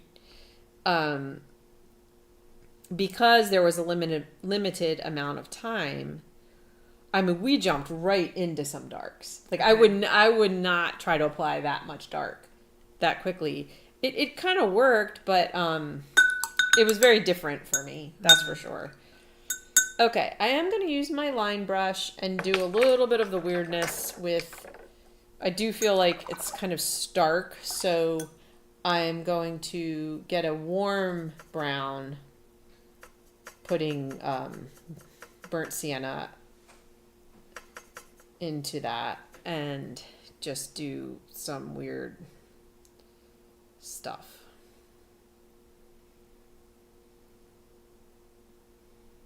It needs a little something. It's too many lines and just hard edges.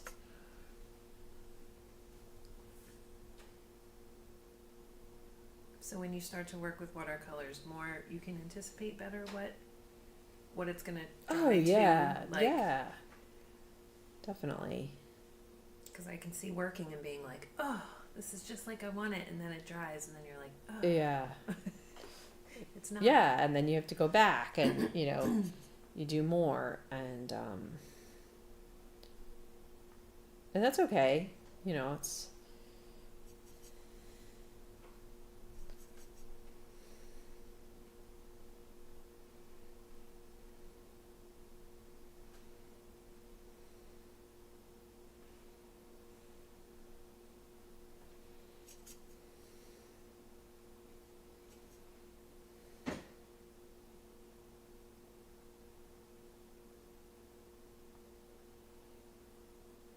it's tough with like just what I'm doing right now. I'm like, don't be too late. You know what I mean? Like just always reminding myself to do something bizarre and not just paint a branch. You know what I mean? Yeah. That to me is part of practice. Like,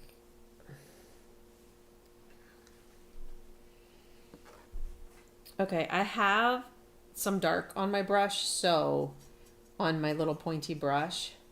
So I'm going to go back into the comb.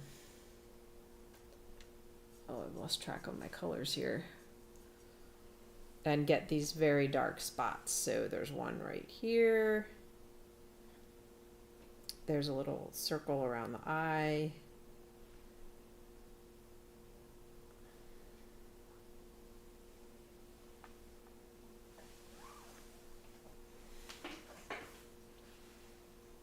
Definitely this little weird guy down here.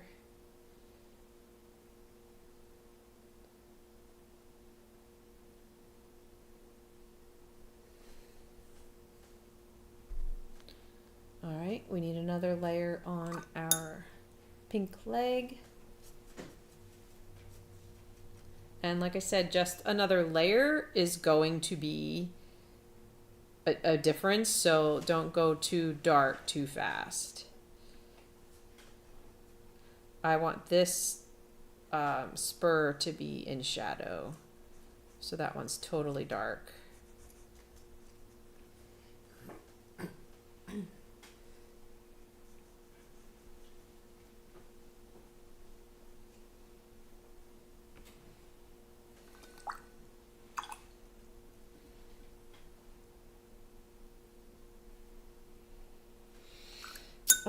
I need to try and get this wall color down. I made some sort of strange, like what is foot and what isn't foot, and it needs to be distinct.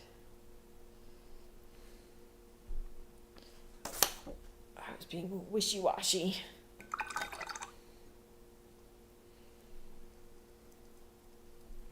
So when you have to add like that, a wet a clean wet brush can just blend.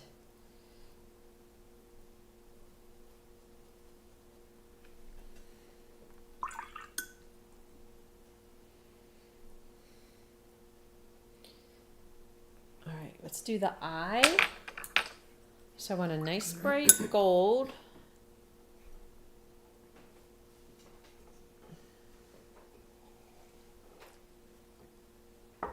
Like a cad yellow with like a tiny bit of red in it. I didn't get too like super detailed in this. Put your gold, leave a tiny white dot somewhere, top somewhere. I don't have my glasses on, so I'm doing my best. And then once this gold dries, we'll put a black dot in the middle. But if you just leave that tiny white dot, it does do a lot to give it a lot of detail. Okay, so I have this gold on my brush, and I'm looking like where can I put it, because it's really pretty. So I'm just putting it in weird places.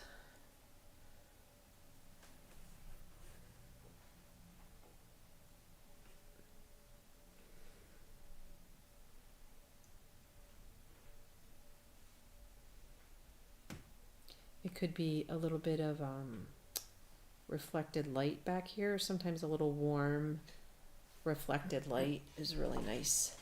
Very painterly touch that makes you feel like a true artist. Okay, I think instead of putting black lines, I'm going to put some gold, deep gold details.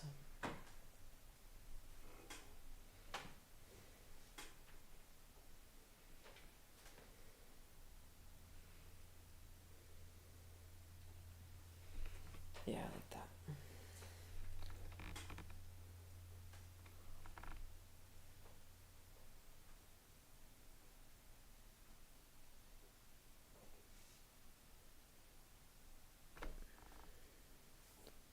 Putting this gold, like a little more warmth in all of this stuff that's back here.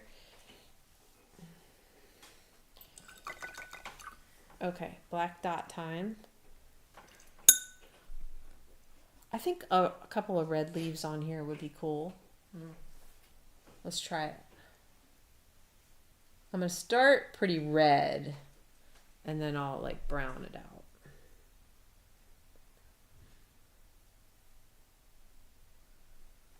Three is a good number.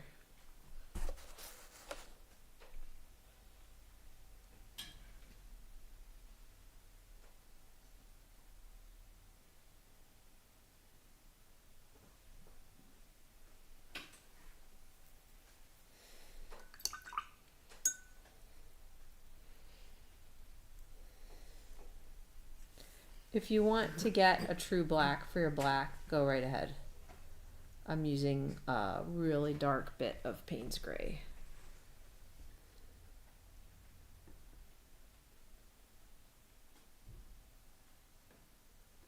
Oh, all of a sudden he's a little rooster. We need a line in our beak and probably another pass on the legs too. We need a little shadow on our beak.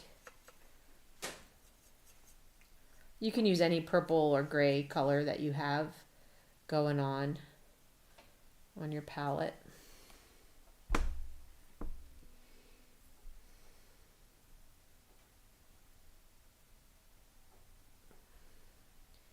don't want to be like too literal with it.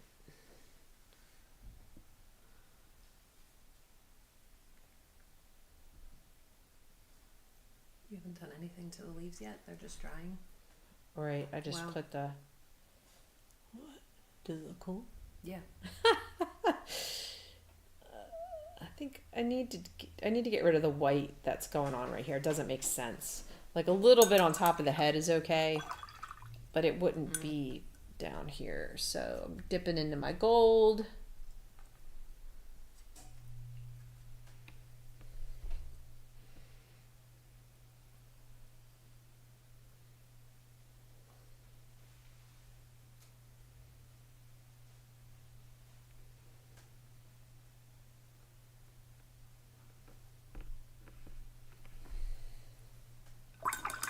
Yeah, it's a little less distracting. All right, and then let's get the legs a little bit deeper, more saturated. I really like this little tan he's got going on right here. So I put a little texture.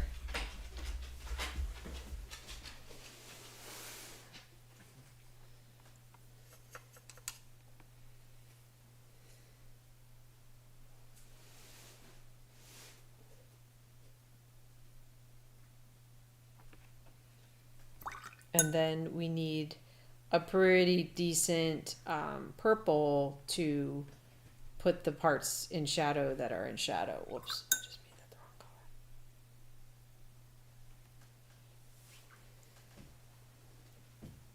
color. So I'm going to go into a dark purple. The cool thing about your decisions is you can change them. You can glaze them, you can lift them, you can add water, like especially if there's something right away that you're like, oh, that wasn't quite right. So, okay, so there's a cast shadow from his little leg feathers that gives the leg some shape here. And then this leg is casting a shadow onto this leg. So we're gonna get that nice and dark. And then we want this guy to be in shadow. And just the tip of that guy. Okay, what else do you see? Oh, I'm going to do the leaves. I'm going to do another thing on the leaves. I'm going to try some burnt sienna and alizarin crimson and see what that gives me. The eye is looking amazing. Oh, okay, good. We're like, okay, this is more shadowy, and then these are way more. I think the front of the foot claw. This Yes. stands out. It That's because I don't know what to do with it. Okay, we'll fix it. I have some red on my brush from the leaves. And sometimes I like to take that and put it in places, because that is just a unifier. So then we just don't only have red right there. But you don't even notice. I mean, it goes away. It sort of becomes, all right, little weird toe. We're just gonna make it darker, and then it will. Or you could have extended the post up. Right. Let's do that too. Classic case of I can't draw hands. Oh, when I was little, look, I'm like, I could pick up a different paper towel. I have this. When I was little, all of my horses stood in grass because horse hooves are really take a long time to learn how to get them right. And I knew that they weren't right. There's some grass on them. Yeah. They stand in grass all the time. They sure do. Cool.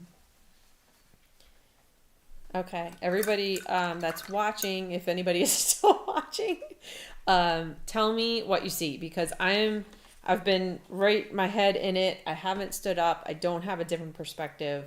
Would the beak have a bit more detail to it, or brightness, or something about, like someone else mentioned? Okay, I think I could get the bottom of it into a little bit more shadow. Yeah. It's tough. It's a small spot. So by darkening the bottom half a little bit, yeah, we might then, but or just a little bit of a bright color. I mean, that helped. That helped a lot. So probably doesn't need much more. Oh no, I'm ruining it. Okay. No, I think that's okay. better. Okay. Give me more. I feel like this could go a little darker.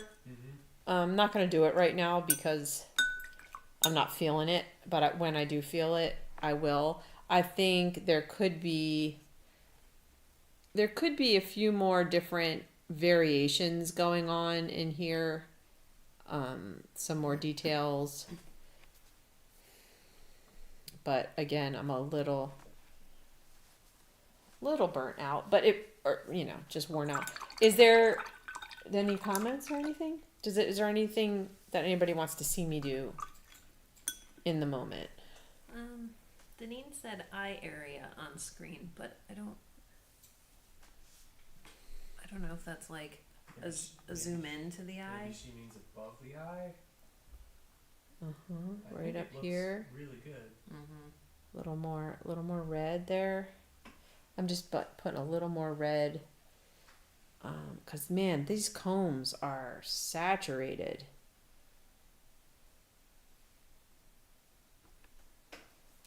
I mean, you can't get it red enough. You know what I mean?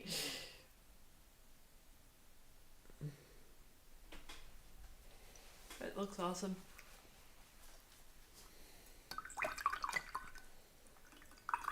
Let's see how this looks next to the other one.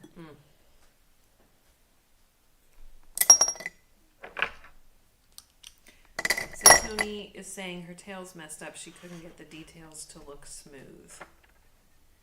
Okay, I feel like mine's a little disjointed right now as well. So a clean wet brush going back in, like just sort of pulling, I'm gonna get a wet brush. So right here, for example, I have white, I have dark, I have brown, I have green, and that's, we want the variation, but it is a lot. So I can take a wet brush and just pull. It's kind of like blending your makeup. Just sort of pull everything smoother. I think that could be a good technique to, if you do have all these, oh geez, where did all this water come from? If you do have these kinds of spaces, and I don't know if this is what she's referring to, that could be a good way to smooth things out. It could be another layer of brown, another layer of teal. You can further develop from here.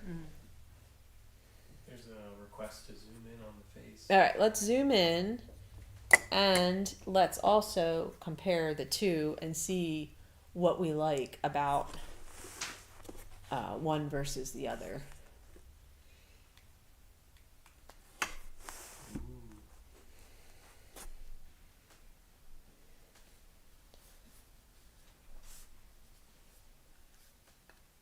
I think it looks good. Oh, I just got to the face zoom in. Okay.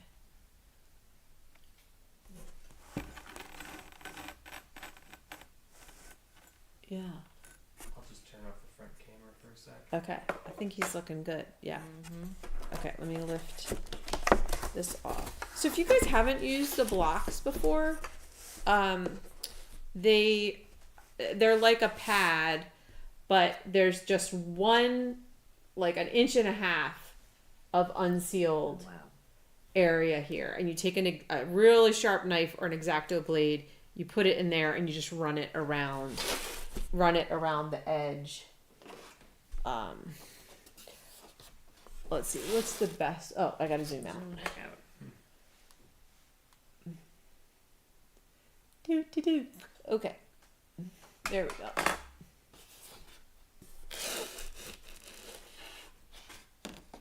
Yeah, different feel. Yeah. Oh, look, I ended up pretty much Very the same similar. color. Yeah. I think the new Rooster's head is like, I like the scale of it. It looks good. Yeah, I think this guy's too big. Yeah. Yeah. I mean, he could just be a poofier. Well, then you have And the I did, window there. and I shortened him. Yeah. See, this bean is longer. Although I might have I might have squished his wing a little bit, but It's awesome. it's okay. Pretty similar though in terms of color. Tony's saying you can stretch and paint on a block. You don't have to take it off first. Right. The whole point of the block is to hold the paper while you stretch it. So, So you still wet it. and oh yeah, everything. so totally wet it and let it dry. Okay. And it's already holding the paper. Okay. So that is That's really nice. 'cause what when I took watercolor off- blocks are for. Nice. When I took off the tape, You ripped your it wasn't paper a little bit. heavy. Yeah. Yeah. So the 300-pound arches that I ordered or that I bought, I will order a board that receives staples, and you just I used to fill the bathtub, soak it Oh, wow. in the bathtub, and then staple it to a board, and then it dries. But I don't have the board, so Okay. I'm waiting for that. Hey, I'm digging our little. Yeah, it's great. Yeah. You could do more more texture. You could do more detail in here. Yeah, I like it. I am pleased. It's awesome. Any other questions? Did anybody paint or did everybody watch? Someone said they were getting fried and they were gonna watch. Till Yeah. the end. That was only about 10 minutes ago. Oh, so they okay. worked. Yeah, it's it's a lot. It's when I work on an easel or when I'm just painting for me and painting alone, I get up, I listen to music. I mean, I can stay in the zone for a while, but you do need periodic breaks. So, and fresh eyes are always good. Stacy asked how your boys are doing. Aw, thank you. I don't hear from them very often, so that's not true. My older son, Max, calls me once a week, but they're doing very well. They're getting ready to have their spring break, and they're going to Utah to camp. Fun. Mm-hmm. And just, doing really well out there. So that makes it a lot easier on me, that's for sure. Very happy for them. Lori painted for an hour and a half. Good. Oh, Lori. Lori Wilson? Ward. Oh, Lori Ward. Okay. I can't wait to see what you guys made. I hope that you will share it. The Facebook group, if you're not familiar, is called the Paint Puddle. I think it's the Paint Puddle : with Sara Renzulli. The Facebook page is Sara Jo Renzulli Fine Art, and definitely check. If you want to subscribe to the YouTube channel, we do share the YouTube channel with the needle felting world business, so stuff will pop up. But there is a painting specific playlist, and I am super enjoying this. So it's fun for me, it's good for me, and I will keep as long as you guys are interested. I will keep coming up with projects. So I think we're good. Thanks so much for watching or painting, whatever you're doing, participating in any way, and I look forward to